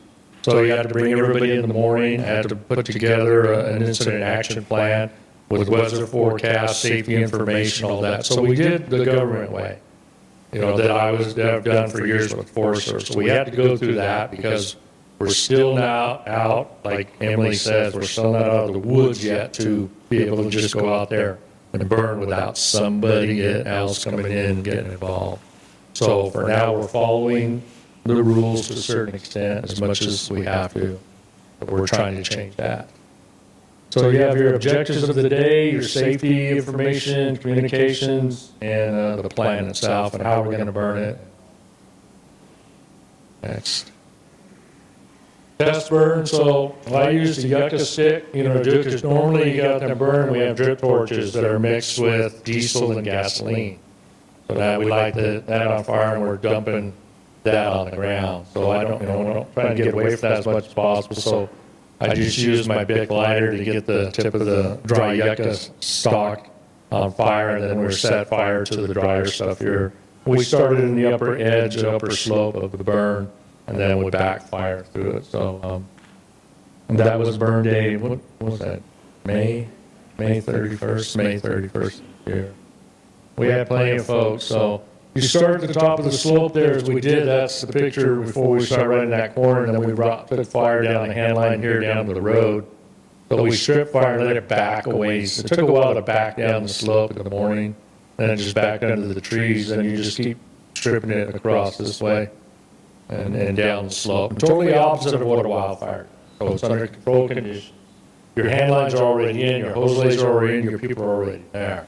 It's just the total opposite of a wildfire and what occurs during it. That's an aerial view of it there. So again, we started up here, and then there's the hand line goes down the road where this engine is, and then we just, like I say, we just stripped it slowly like this all for a couple, 2.5 hours, I think, just nice and slow. We don't want too much heat, and that's the other thing too. You can sterilize your ground, or you can kill what you want to leave or want to grow back. So you don't want it to burn too hot as well, because then you're doing opposite of what you set out to be your major objectives. Next.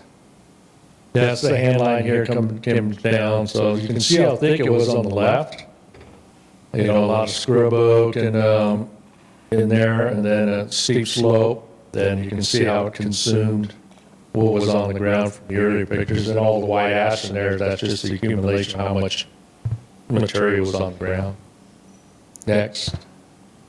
Mop up. So at the end of the day, we ended up having to shut it down a little early because it started to warm up. And we draw parameters, especially with temperatures. We were reaching that high, which was 80 degrees. So you draw your recipe, you draw your box, and you just stay within it. Because as soon as you get out of it, that's when stuff starts to happen. Then they broke a fire in Riverside County. So resources that we may use if we had an escape were getting pulled away. Then they broke a fire in the desert.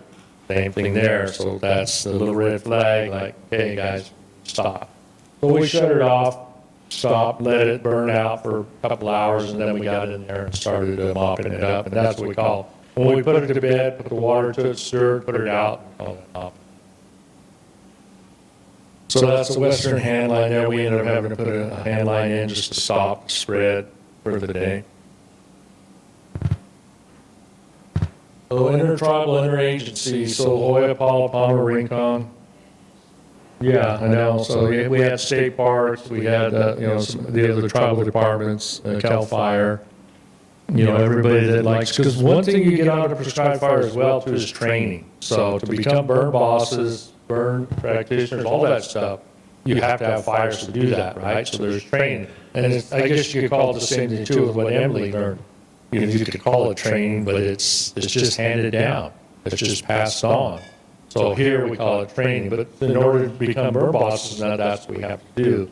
So you have somebody at the top, and then you shadow people, and then you kind of do evaluations on them for positions. Next. So again, just cleaning up hotspot watering, just looking for hot stuff, because we, with that, we wrote in the prescription where we would put it out 100%. That way we don't have to worry about it overnight. So you can see here, we call these dumpers, there was a bunch of dead logs in there that did burn, so an accumulation of that in there, and then you get the fire gets deep seated. Holds heat. Next. So that's it. Afterwards, I think the next day, right, or same day.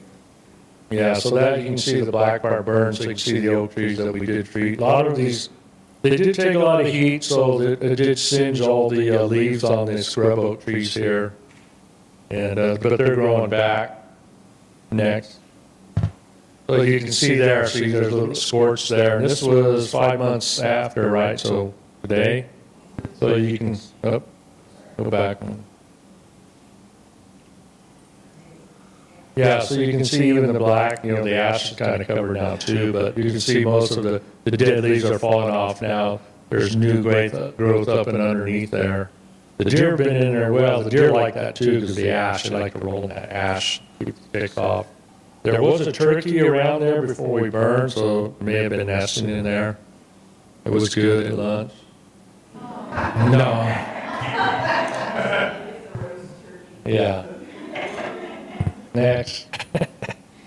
So you can see new growth. So here's some of the sage here starting to come back. And it's been a hot summer since. We didn't get not even 1/10 of an inch of thunderstorm on it or rain, but the stuff's coming back real well. And that's what we want to see. We did some plot surveys as well on the plant surveys before and then after to see, what was there before and what come back.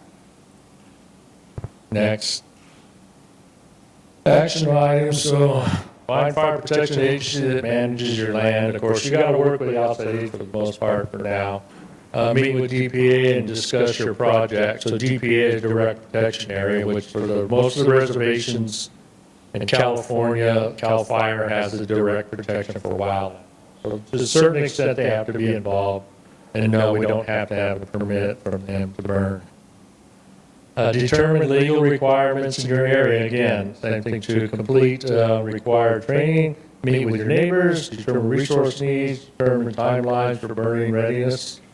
Continue to meet with DPA and neighbors, prepare land to facilitate control of burns, schedule resources. Next. Question? Question? Okay. Question? It was only like 2.5 acres. Total, it was a 6-acre piece that we did, because we were getting late in the year, so we were just trying to prep and get at least one burn on the ground before summer. So that's all we could pull off. So, but we had done some pile burning too prior to that, which is, pile burning.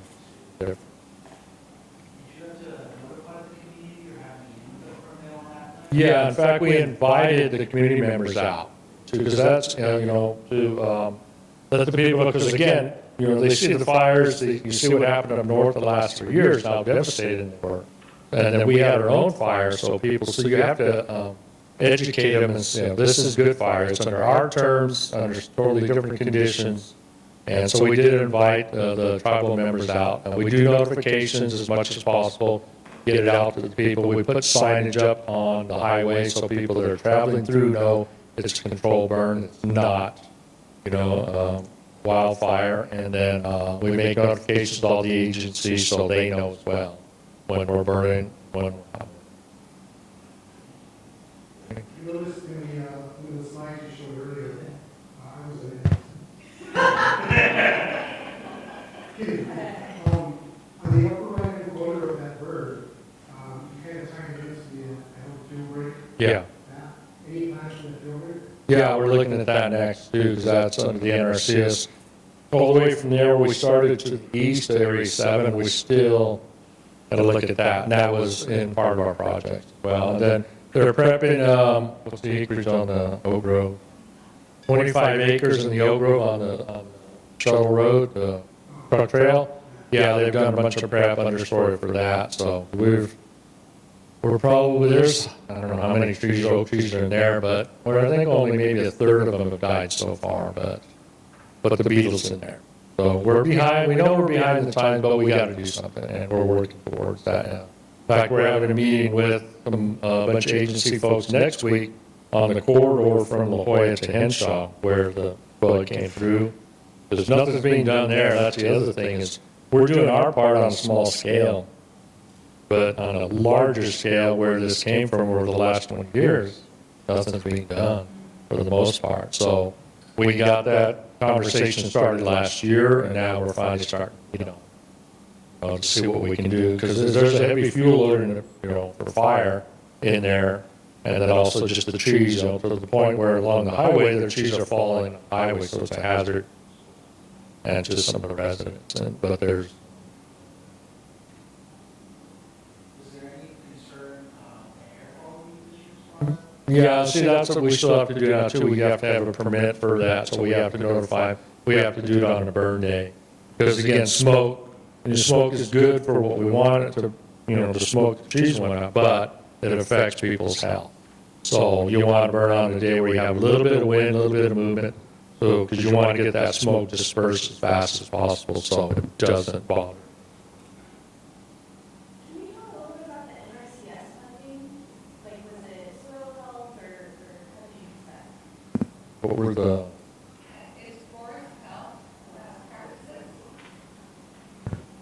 Can you hear me? Okay, I can hear myself. Yeah, the NRCS funding is conservation incentive. It's called CIC. I don't know what that last C stands for, but it's for forest health practices, which include thinning,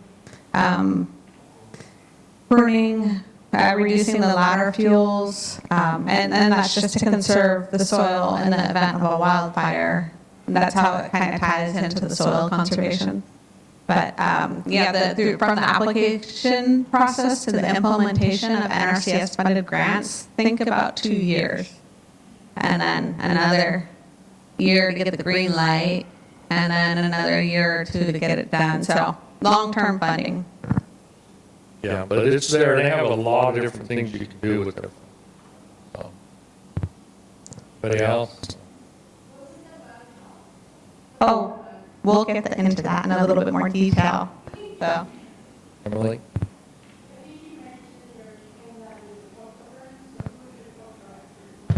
Me. No, like I said, anything that would look towards culture would be for the oak trees. But other than that, like I said, for the most part, it was a prescribed burner for just, a little bit of fuels reduction for the campground, and then also, like I said, the smoke and heat treat the oak trees. And then there's more science in it that we did prior to that, to the Jolene. And then to the other side of that too, so we're a brand new department. This implementation is also brand new, so we hired a brand new person. Henry is going to talk about the next few slides, and he's young, but he's learning a lot. He gave his first presentation a few weeks ago. He hasn't seen these slides, so I'm going to throw him to the wolves and let him introduce himself.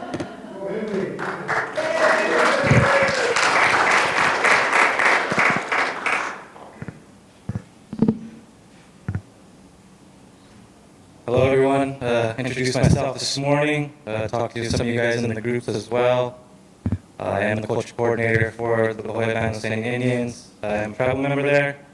Some of the questions too that you guys are asking, we have kind of like how Sabova has, we have our air quality control on each one of our roads, our website, so the tribal members can see that as well. You guys see some of the pictures that shown, some of the oak trees we planted were in some of the pictures.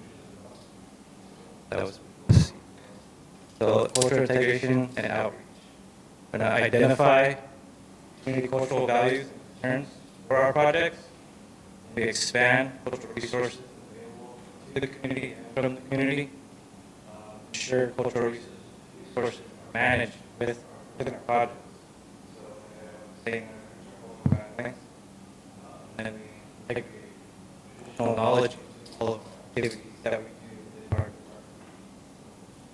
making sure that our community knows we're, respecting our cultural knowledge and our guidelines, making sure we are acknowledging our elders, some of our, council members, making sure everybody knows what's going on in what we're doing, making sure the community is approval of our actions and trust. That's another thing that we're talking about in the groups. How do we get that strength from the community of how our fire chief has produced our zones, zone leaders, the type of stuff that we do for emergencies like today with our wing. Next slide. So this is one of my projects that I was working on. We are doing a mile trail in our campground, actually right next to our cultural burn site. It's going to go through up the slope, and so I wanted to express some of our native plants we have there, showing some of our campers that maybe have never been there or come year round like every year from the city, show them what kind of native plants are out there and what we use them for to this day. They get a lot of knowledge, get a lot of great pictures from it. Also, we had some bear sightings a couple months ago, so we called it Hunwitz Trail. Hunwitz means bear in Lusania, so we decided to name after the site bear. Next. So here's part of the walking trail when we first started. Cutting. First we did a hand line with the crew, had them go through there.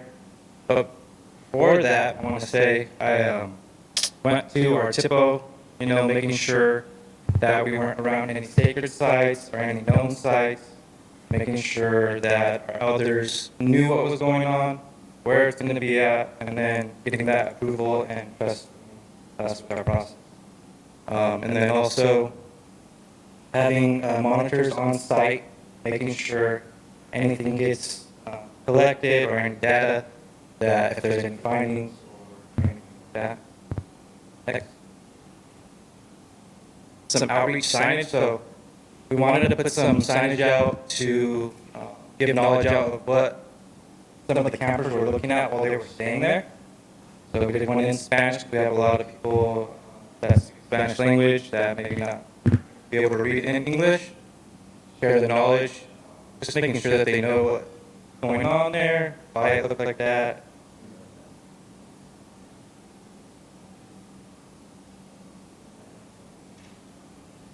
Here's a sign up close.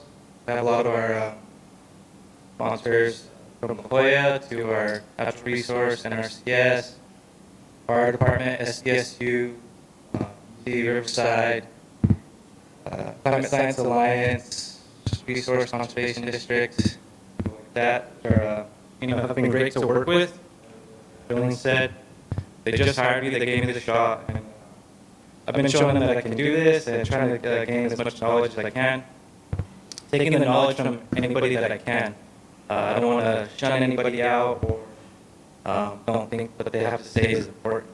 I want to hear all aspects, so I want to make sure everybody's heard and show the results. And then also with our cultural burn area, also bringing out like our education department with our kids, showing them what it looked like before, a lot of the work that was done, and then the after. A lot of the regrowth, a lot of gathering, yucca trees as well. And then they do a lot of their own planning of what they want to do. Kids. Oh, yeah. Sorry, I didn't know.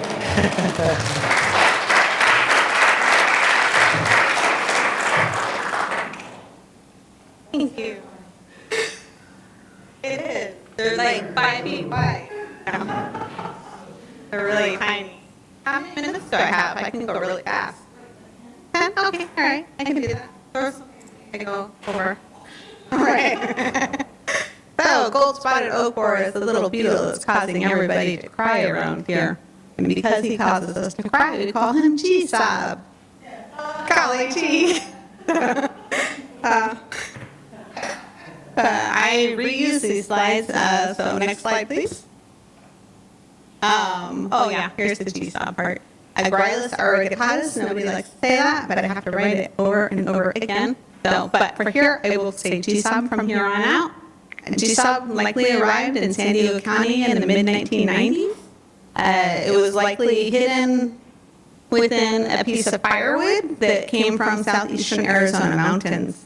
So they like to stay in there for most of the year, and then they come out and fly wherever they landed.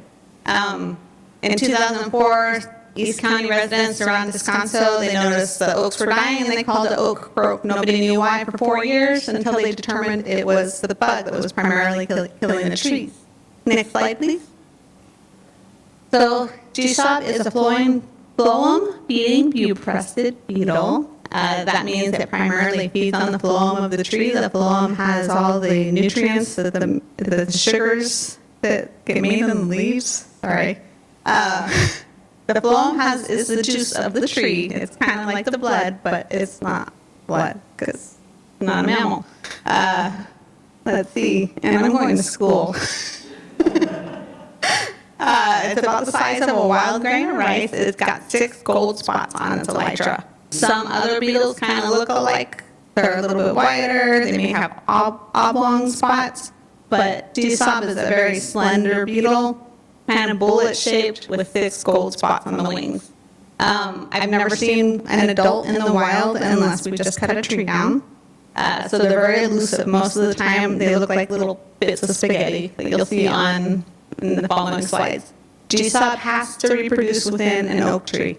The oak trees that it reproduces within are the black oak, the canyon live oak, and the coast live oak.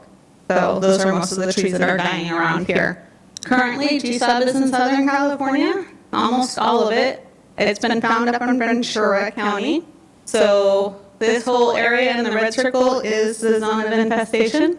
It's primarily spread, and it's been documented as spread at least 13 times through that firewood movement, because that starts a new infestation in an area that's not contiguous with the previous area. One piece of firewood that I had a few years ago, I had collected 28 adult beetles out of that one piece of 12 by 12 inch piece of firewood. That's how invasive and easily spread these beetles are. Let's see. It costs us about $3,000 to cut a tree. I estimate through all the research records that 200,000 oak trees have died. Times 3,000, that's $600 million in damages to Southern California. So start applying for grants to get these trees removed. Because if you haven't dealt with it yet, you're going to. And we get calls a lot asking for us to remove trees, and it takes years to get everything in place to be able to do anything. Next slide. GSOB killed trees. How does something so little kill trees? Well, they primarily feed through the phloem, which transport the nutrients to the roots and back up to the leaves for new growth. They eat that part, and then they eat the part that's called the cambium. That's active tissue that makes new xylem and phloem. Once the cambium's dead, the tree can't grow anymore, and it has to keep growing, or the vessels get plugged up and it can't transmit anyway. So it kills the phloem, it kills the cambium, and then it kills the xylem. As it feeds, it damages the little straws that bring water up to the leaves. So it's killing the tree in 3 different ways, year after year during the infestations, until it can no longer get any nutrients anywhere. Next slide. Oh, I didn't realize I have a pointer. But this is the quick tour of GSOB. So if you want any more information on GSOB, you can always email me too. GSOB, you can tell a tree's infested when you start to see a lot of wet spots. Wet spots aren't indicative that it's GSOB for sure. Any sort of infection or other insect can cause wet spots. But in combination with all these things, after enough wet spots occur, the bark's going to crack because it lost all its water. But you'll see these D-shaped exit holes. They're very, very tiny. But look for those crisp, clear D shapes. You'll see a lot of holes in the tree. But once you see a whole bunch of those crisp, clear D shapes, you probably got GSOB. The woodpecker, also known GSOB's in the tree. They'll make little quarter-size pecks into the bark, and then they'll pull out the larva.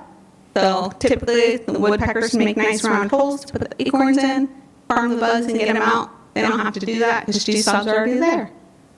You'll see thinning crowns, and then you'll start to see pockets of dead trees.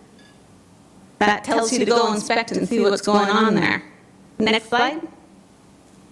If you cut into the tree, you'll start to see little G-sub larvae. The little black lines are lines of poop. We call it frass in the scientific community. Poop spinner, though. You'll see little holes, little tunnels right underneath the outer bark surface. That's where G-sub go through metamorphosis into the pupa.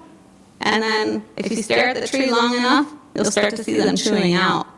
But sometimes you can get the adults out if you start chipping in at the right time. This one has white wings. The first time I seen a beetle with white wings, I'm like, it's a mutant. I tell my professor, he doesn't say anything. He says, oh, cool. Then I tell another entomologist, it's not a mutant. It's just filling its wings full of fluid. It's called hemolymph. It'll turn black. But, learning is always fun. And you're wrong a lot. So, next slide. So, when you're looking at trees, by the time you start to see crown damage, your tree's probably going, is dead. The crown damage is the secondary damage. It starts off as healthy. Coast live oak doesn't lose its leaves all at once. It grows every 3 years. You don't notice leaf replacement. But once you start to see thinning and you start to see those branches poke out at the top, your tree is dying. And by the time it's in this, you got to think about cutting it down. But next slide. The primary way to tell if the tree is dying is the health of the bark. Once you start to see it bleeding and cracking, and the exit holes, that's telling you that the tree is sick. G-sub has an annual life cycle. Question? Yeah, at what time during that process can the tree be saved? When it's minimally infested. Minimally. And that's maybe. It's like COVID, but worse. So, yeah. If a tree has more than 10 exit holes, I won't spray insecticide on it if we're going to save it that way. I want to cut down most of the trees that are heavily infested and burn everything, but getting to that point, it's taking a while. She says I can't burn it yet, and the crew says I can't burn it yet. They want to do it in stages so we don't create that much fuel. We'll go do the primary burn, go back in, cut the trees down, pile them, and then burn it again. But rules, blah. Okay. So most of the year, there is G-sub activity inside the tree, but G-sub will come out as adults to feed and reproduce and lay eggs. Beginning at the earliest in March, it'll peak in its activity June through July, and then it'll start tapering down in October and November. But due to climate change, I'm not sure how long this is going on. So anytime G-sub are over 60 degrees, they start moving. It was pretty cool. Andrew Pittman got some G-sub emerging from the wood because I seen them. They were chewing their holes, so I popped them in the refrigerator, called him, came a few days later, pulled them out, they started chewing again. So they're definitely temperature dependent. Like butterflies and moths, they can't fly unless they're over that certain temperature. So if you're applying any treatments or burns, you want to do it before they come out or go into the tree. So, next slide. Here's one of our contractors, Kevin Solon with KRS Environmental. He's got a drone. We contracted with him to take drone imagery using multispectral color, fancy language. But anyway, high-res photo images will tell us where all the dead trees are, and then we can start planning out our resource allocation to try and get as much work done logically. So we'll let you know how that turns out. He's working on developing some sort of algorithm to be able to tell whether a tree's dead or dying or infested, but he's not there yet. Next slide. So I'm also doing research. I think that's the reason why I started working at La Jolla was to do research, and then it just turned into this. So the research is aimed at developing a landscape level treatment method to reduce G-sub infestation and wildfire risk. It's also to identify those kill temperatures needed to kill G-sub within the wood, and to identify any potential parasitoid wasps that may be able to regulate G-sub on their own. Next slide. I've done 3 years of research with my staff. We've collected infested wood, we've treated it, heated it in ovens to various temperatures.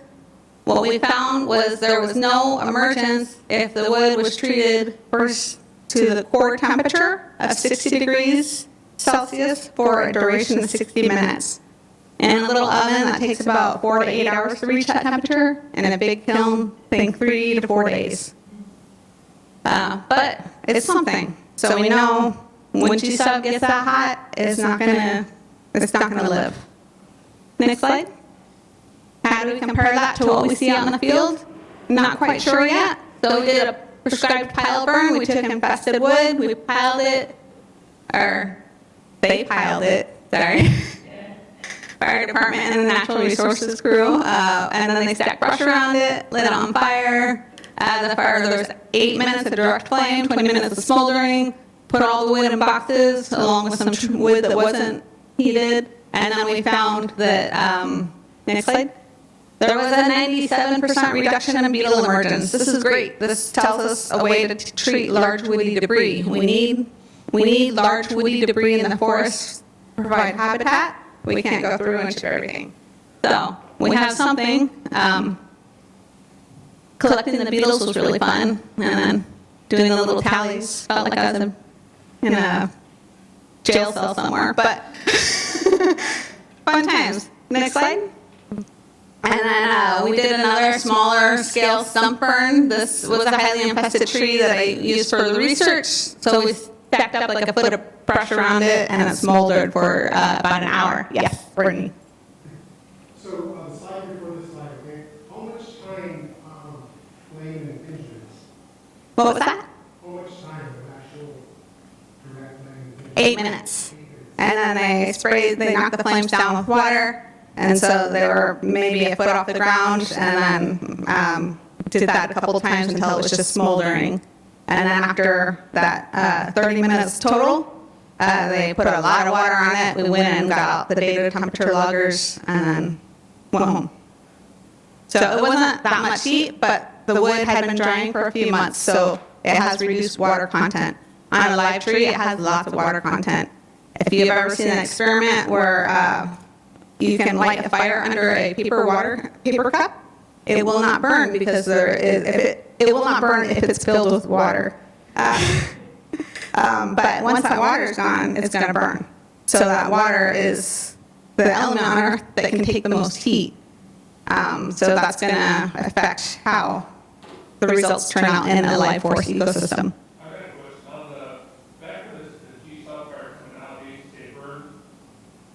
Burn where you cut, so that's not a thing anymore. So if I burn cut down the tree on our reservation and pass the tribal members, that's not an option anymore. So they want to burn it where it sits. Oh, the burn it where you buy it program? Burn it where you cut. For folks on the reservation that need to cut down some of these infested trees, like eating firewood for our people. So it's not a good idea to burn it on the reservation, or you had to cover up the tarp for so many days.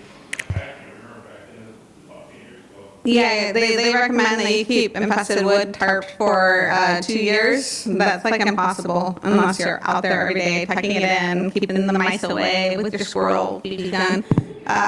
That's a lot of work. We can't do that. So what we're doing is we're leaving it in place for 2 years, and then we're distributing it to tribal members. So yeah, absolutely. And then, so with this infested stump burn, the north, the east, and the west side, no beetles emergence, but on the south side, the lower elevation, the lower part of the slope, I did collect like 8 beetles from them, and I managed to reproduce, and they produced about 200 eggs. So burning is not your silver bullet, but it's definitely a way to knock down that beetle potential, and there's a nominal amount of insects in the ecosystem. If they're under a certain population, they won't cause noticeable damage. What we're looking to do is knock down those beetles so they don't cause a lot of damage. Next slide. And then I had a question pop up, can they dig? It looks like they eat through the dirt.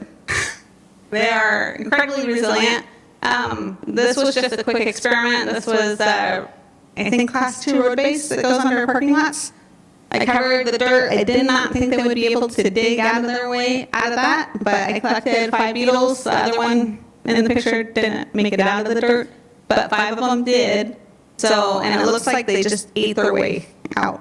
So I don't know if they would have survived had they had access to food and water, but maybe next year we'll find out. Next slide. And then we found a wasp that has never been found before in California called Bulca indica. We were hoping that it was a cryptic species that was going to wipe out GSOB. These lay their eggs on the GSOB larva, and the larvae eat them to develop into their own adult selves.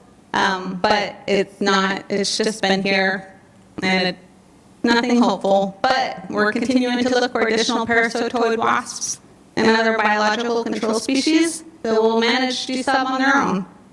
It'll probably take another few decades for the ecosystem to balance out, but eventually it will as the invasives become naturalized. And I think, next slide. Oh, next year, this year, next year. Planning to do a little bit more research on the egg parasitoids, mating them, collecting the eggs, sending their eggs out. Hopefully I can take them out to Arizona or Baja California and see if there are any more parasitoid wasps that reproduce in their eggs. I think that would be the best way to maintain control, is to get it before they damage the tree. But we'll see. It's a lot of work. Next slide. Do you have any questions? Oh, here's our summary. Cultural and prescribed fire is essential for landscape level management. It's been determined by research that it's the only cost-effective way to maintain landscape level management. So we got to burn no matter what.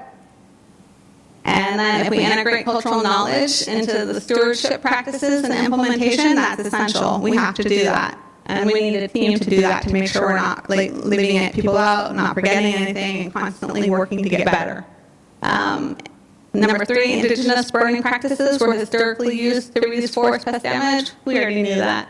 And fire damage, but we don't know how moderate intensity fire will affect GSOB infested live trees. We know severe fires will wipe out everything. That's not what we're looking to do. We're looking for that moderate fire. And then if you need to contact us, here's our emails, or email Shasta. She loves emails. But thank you. If you have any questions, just let us know, and we'll be happy to talk to you.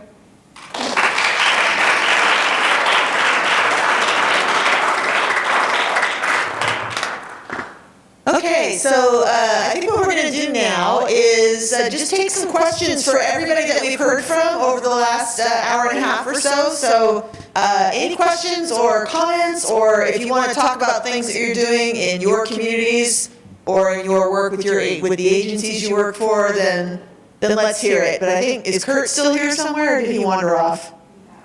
Yeah, he wandered off. Did Bernie wander off too? What? Oh, he's here to answer questions, or to ask questions. I noticed too, there's a couple of the pictures, he's in there, and he's the one that's like mugging at the camera while everybody else is looking at their work. But it's no fun to make fun of him when he's not here anymore. But we still have, Jolene and Wes and Henry and Emily and Jamie and Colleen. So, yeah, what do you guys want to know? Yeah, Christian. Wes, I'm sorry, can you clarify, did you have to get a burn permit to be that prescribed fire? No. You just had to work with agencies? Yeah, this is the government policy, BIA policy, because of the first land fee land thing. So we had to have a burn boss. So a burn boss which is CAL FIRE? No. Yeah, burn boss through myself and or through the BIA. Yeah, so they still, like I say, we're still jumping through kind of their hoops so we can try and change all that and make it simpler, where we can just go burn. We'll still make notifications so people aren't reporting it, because that's what it comes down to. People see the smoke and then they call it in, right? Then, so they know already, so. But we're just trying to simplify everything, because like I say, I had to go through years and years of training through the Forest Service to become a burn boss. And then I had to be a trainee, and somebody had to shadow me that was qualified. And then say, okay, you're good, sign me off, right? That's what it's still that way with NWCG qualifications for about all that stuff, so. But we're trying to get away from that, going back to, what Emily's talked about, where we can just go out and do what used to happen just normally, right? So, but it is quite all there yet, so, yeah, because it is, we're in a different world now than what it was 200 years ago. So, we're pushing towards that, getting away from it as much as possible, but we're going to do things right regardless, not we're going to set the woods on fire. Another question, how do you folks manage your green waste? Do you burn that as well? Do you mulch it? Some of it, they'll chip it, and then some of the stuff will burn too, sometimes we'll pile and burn, and that's where we get it for the ash. So we use the ash for the planting. We do have a nursery. We planted, how many trees, Jolene, did we plant? What?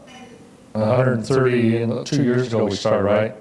2 years ago. And we've done some planting already as well. So where we've been taking out trees in those areas, we've been planting behind it. Success rate hasn't been all that good, but was it 30%? But still, that's better than nothing at all. Because you can see where we open up those areas pretty much. And of course, I'm not going to see that tree grow too big in the rest of my lifetime, but we got to do something. Because it's happening faster than we can play catch up. When you do plant, is there a certain gallon size you aim for? Yeah. Gallon size?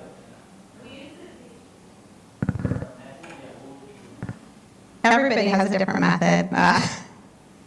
We have decided to use the deep pots. The deep pots have ribs along their sides. They prevent the roots from spiraling, becoming J-shaped and root bound. Because anytime the roots fold over on themselves and they grow, it traps dirt, and then that leads to disease and decay. So we use the deep pots. They're about 12 inches deep. Yeah, and then we start the seeds. We sprout them in the refrigerator, wrap them in paper towels, wait till the roots get a couple inches long, at least before they get 6 inches long. We wrap them separately, vertical position, and then we'll plant them when we can. With the soil mix, we don't buy Home Depot soil mix. We make our own soil mix. We get about a third of the really rich soil from the river under the leaves. Then we'll get about a third of sandy soil, and then a third regular dirt. And then we'll put some ground charcoal in there, and then that's made a really good mixture that hasn't needed fertilizers. How about watering? Do you guys have a watering tactic that you use? Yeah, so right now I'm in charge of our greenhouse, and right now we have a little over 100 trees in there, Engelmann and Coast Live Oak. I water them twice a week, Monday and Thursday at the end of the week. And then here in about 2 weeks, I'm doing it with the education department and our kids, having some volunteer groups come out, and we're planting over the 100 trees out on the elders' houses, community park, things like that. Putting them back into the community from all the trees that we have been cutting down, and then restart the process over again, trying to increment that success rate. What about once they're in the canyon or out in the forest? I'm gonna cut you off there for a second, Christian. Christian's like, I want to do this in Saboba, and I want you to tell me exactly how to do it. So I'm gonna put a broader question to y'all, which is, do you have a set of guidelines, or are you gonna be putting together some sort of a best practices guide for this so that other tribes can follow your lead and do what y'all are doing?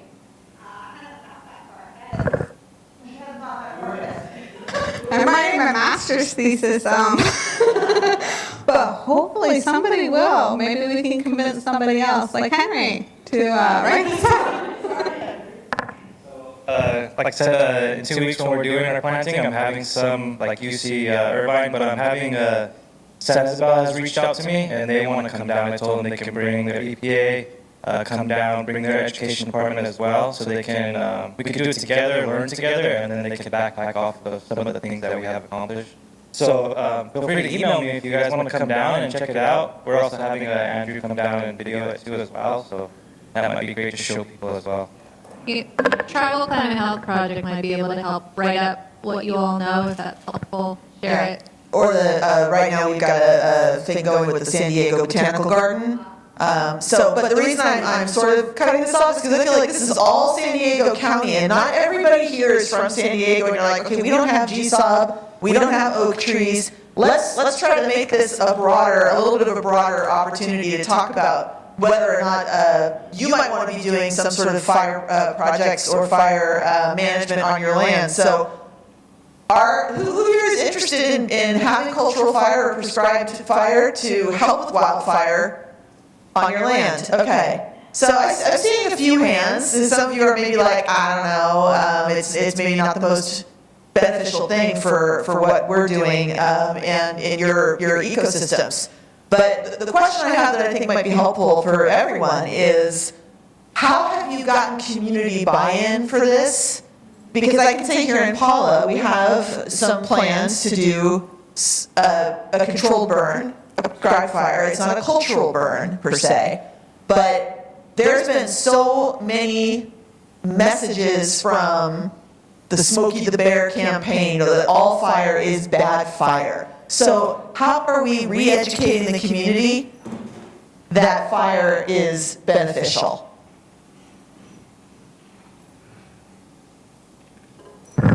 That would be community outreach. So again, bring those folks in, sit them down, and discuss that and show them and go over it. And then when you do burns, small scale, why not show them, invite them out there to a certain extent. Like I said, that's what we did. Boy, we kept them in a safe distance so they weren't, going to take any heat or smoke. But that's what you got to do. It's just got to start with education and show them that there is good fire.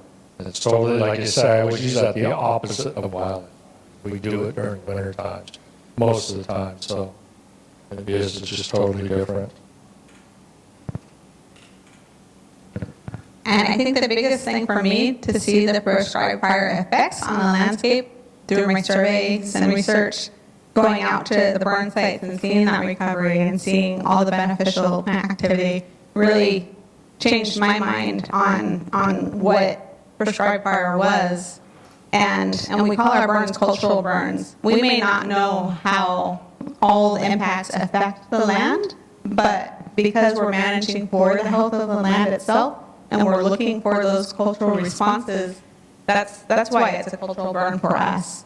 And I guess the third point would be, if you work in tribal governments, hire outreach coordinators. We've got 2 now. So we got Henry, and we just hired Delia Gutierrez for our community outreach coordinator. It takes so much time to schedule events, get the food, convince people to come, notifications, cancellations, have to notify cancellations too, because there's just so many moving parts. People are providing funding at the moment, so reach out for funding to hire somebody else to do that, because we can only do so much. I'm burned out.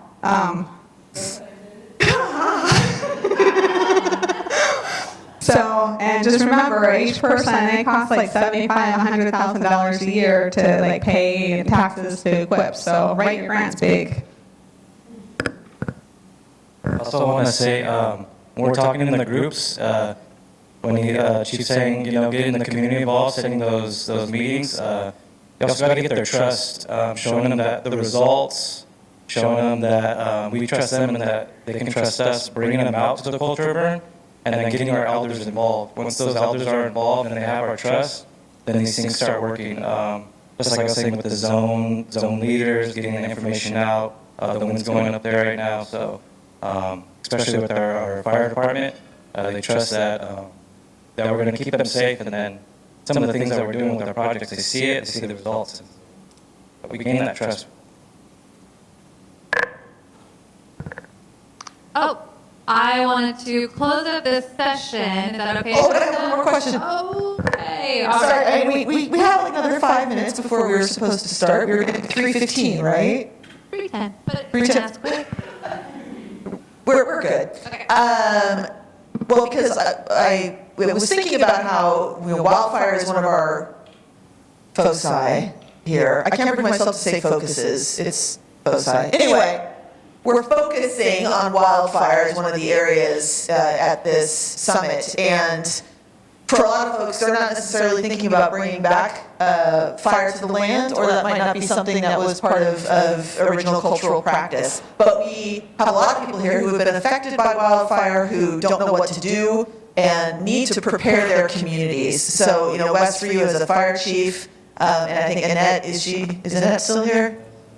From San Isabel, was talking about her experience with the 2007 wildfires in La Jolla. And that's where we're not talking about a controlled fire, we're talking about a wildfire. And our communities need to be prepared.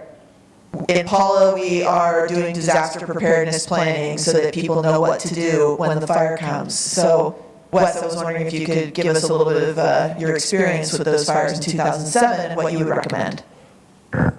Yeah, exactly. And again, education like for today for the wind event. So I'm always watching the weather, regardless, especially the wind stuff. So, I knew about this. Just, let's watch the weather. They had the weather, daily weather webinars. So I keep up on those as well for the wind. And then, so we start sending out that information early as of last week, just a heads up to the people. We have what Henry talked about, the zone leaders, which were established after the 2007 wildfire, the Pamacha fire we had. So we broke the tribe up into the communities that they are already broken up. We got 2 to 3 people per area that became our phone tree, if you will, or the person we would go to. So I'm not trying to call everybody, right, on phones. So I just pass that information out. We also use the Rave Alert, which gets information out just as fast as well, through text, email, and phone. So we use that. So what I did, I started putting that information out ahead of time. By the way, they're talking wind event coming up Wednesday, Thursday. And then every day I updated them, send that information out. So again, as early education as we can, information going out and what to do. And most of them, for us, we've been through it, so we know it's probably going to have to evacuate if we do get a fire. Then it depends on where it goes. So you want to put areas and designate areas for them to go to. We call some of them our temporary refuge areas, or TRAs. We've built some of those areas on the reservation, because some places it's one way in, one way out for people. So we're creating those TRAs in their areas so they can get into a real quick evacuation, survive a passing fire, and then get out of the area after it passes. So we're teaching that as well. The new Genesis app, the new Genesis evacuation app that's out there now, that's broken down, so that's what is going to be used when we do have to evacuate people. So we're going to start putting on classes for our tribal members. Daily classes for the people that are on the reservation or home during the day, evening classes for those that work off the reservation, come home, and maybe even some of the weekend. So it's just all about education and getting that word out as early as possible so it's not last minute. And then what to take with you, just be prepared for it. The power outage, the wind reaches a certain speed, and then the gas and electric, because they don't want a fire, they don't want to start a fire, they don't want to pay for it. Well, we pay for it again, but so they do. That's why they do the power shutoffs. And I checked, the power was still on at home, and it's supposed to go off at noon. So it hasn't reached a threshold yet, but I think Campbell did get their power shut off earlier today, and La Poste, so yeah, to the far east county where they get more exposure to the wind. So again, it's just education, working with your agencies, your departments, preparedness, having all your plans in place, and then making sure people know what it is and how to go about it. But again, just keeping up with it. All right, Angie, back to you. Yeah, another round of applause again for our presenters. Thank you. And just a reminder, they came all the way to us when we were supposed to come to them. So we want to say a special thank you, especially on a windy day. We hope everything stays safe for you back at home. Okay, I wanted to tell you a little bit about what we're going to do for the rest of the day. I know we are due for a break. Yes? Okay, so we're going to take a 10-minute break. And after 10 minutes, I think at 3:25, I would love for you to meet us right out here. We want to take a group shot with you all, please. And so we'll come back in here at 3:30, where our last real event together today is going to be this activity with our friend Melody that is going to help us do some reflection and processing in a more personal way. So please join us for that. After that, at around 4:30, we hope you will hang around with us and get to know us better. And we don't have anything formal planned, but there are lots of spaces here at the resort for us to do that. So I hope you'll hang around. Okay, break, and back at 3:25 outside there. Good? Thank you. And just to make sure you come back, we're gonna be coloring, and there's stickers. So you don't want to miss this.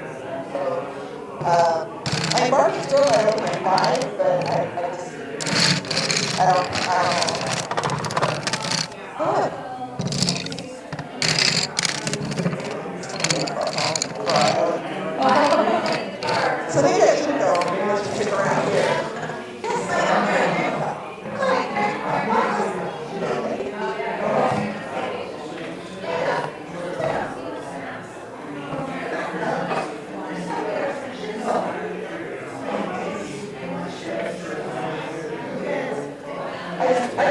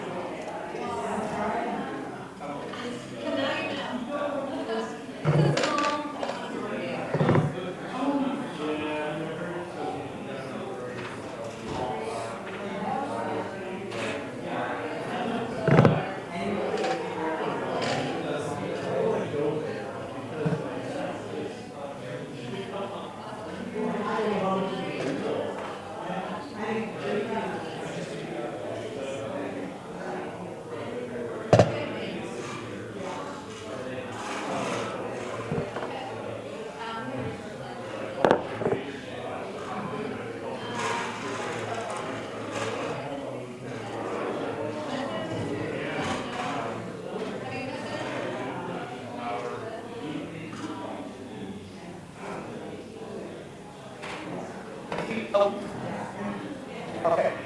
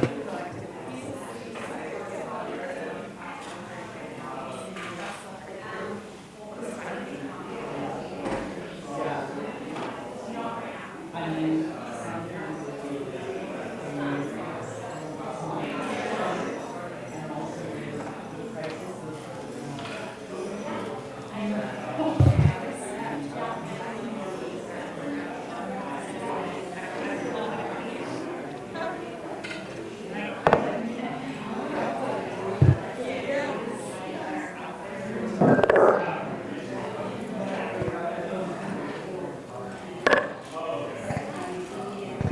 right, everybody, thanks for coming back. We've got all sorts of fun stuff up here, but it's not all about just fun, it's about grounding. So I'm gonna let our climate counselor take it away here. Ooh, thank you.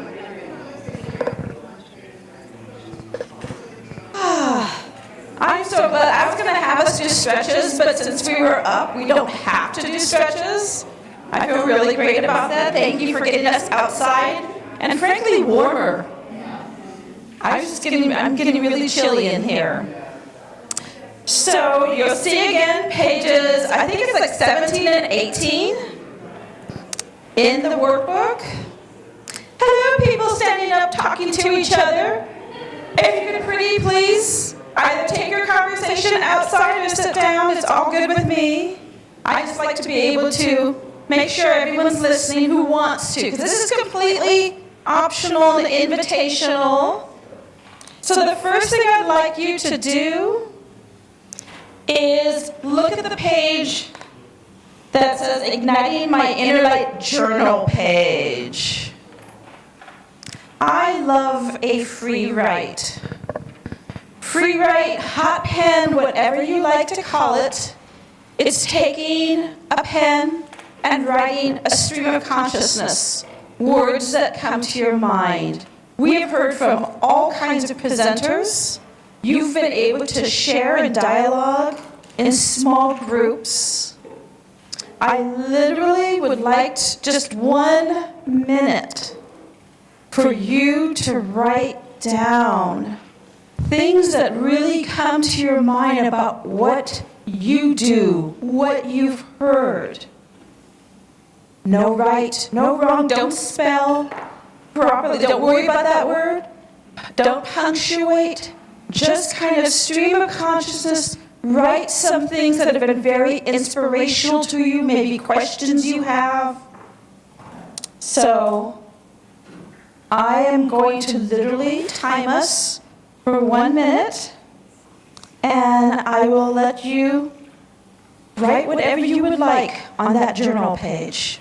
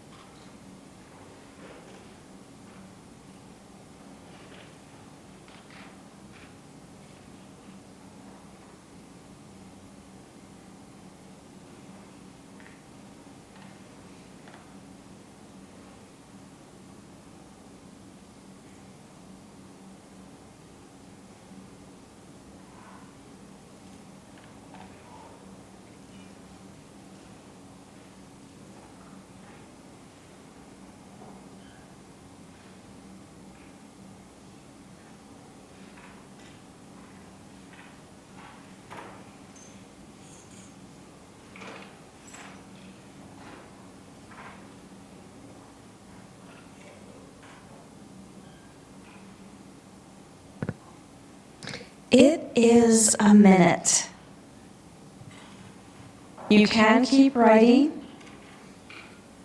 but I'm going to ask for a little bit of sharing. So, as I mentioned, I'm mixed. My grandparents all come from different tribes, and I had to negotiate that growing up. And one thing was consistent, no matter what tribe my grandparent was from, they all told me that our words, whatever I said out loud, is prayer. Words have intention and meaning and prayerfulness in them. So it's funny for a person who makes a livelihood speaking to be intentional, but that's why I think this exercise is so important. Just pulling words and speaking them, it brings something into this world. So I'd like to know if anyone would like to share a word or a phrase of what they wrote with each other.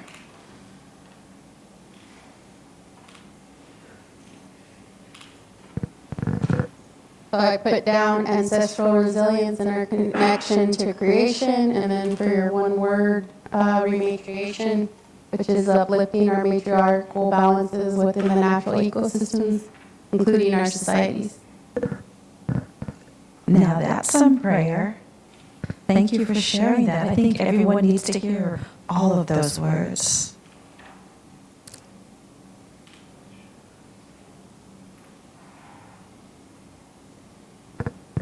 Promise I won't hold on to the mic too long, Shasta. So during hard times, what I like to reflect on is just looking in the rearview mirror, seeing how far I've came already really helps me understand the greatness that we all have inside us. Then when I'm in the middle of the forest and I can't see that light, I just think to myself, one step at a time will get you to where you need to be, regardless of how long it is moving forward. So just remember that whenever you feel like you are stuck and you don't have confidence in yourself. Just look back at what you've done, because I'm sure we'll have great things to be proud of. Thank you. Thank you. I think I'm really fueled by gratitude and remembering like the gifts and the experiences and the opportunities that I've been given, and then really wanting to pay it forward to youth. A lot of times they don't have those same experiences and opportunities that I feel like I was afforded, and so being able to provide that and give that to them really just makes me keep working. Beautiful.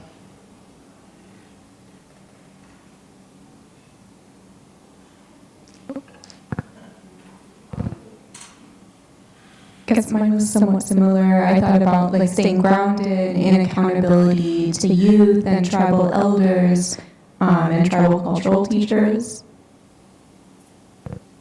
Thank you.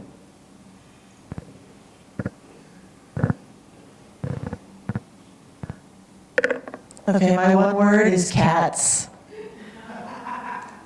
And I was just telling Melody that last night, I have 4 cats. Yes, I am the childless cat lady. Apparently my vote didn't really matter. But I think they knew last night, if you have 4 cats, they'll kind of tangle. They're all indoor cats. But last night, all 4 of them got into bed with me. And I think they knew. And I know dogs know even better. But cats know too, although I joked. They just wanted to make sure I was okay, because if I'm not okay, they don't get fed.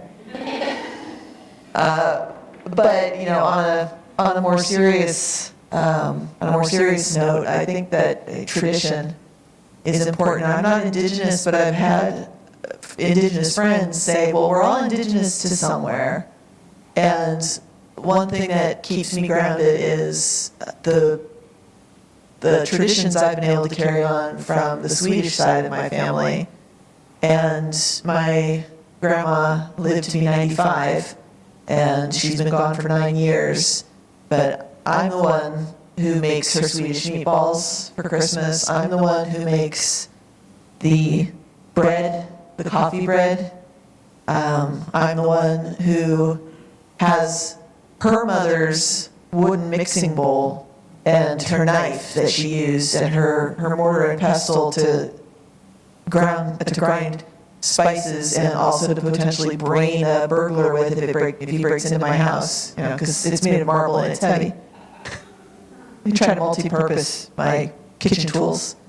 But thinking back to those ancestors, my Swedish ancestors, that's where I ground myself, trying to carry on what I have been able to carry from them. Thank you.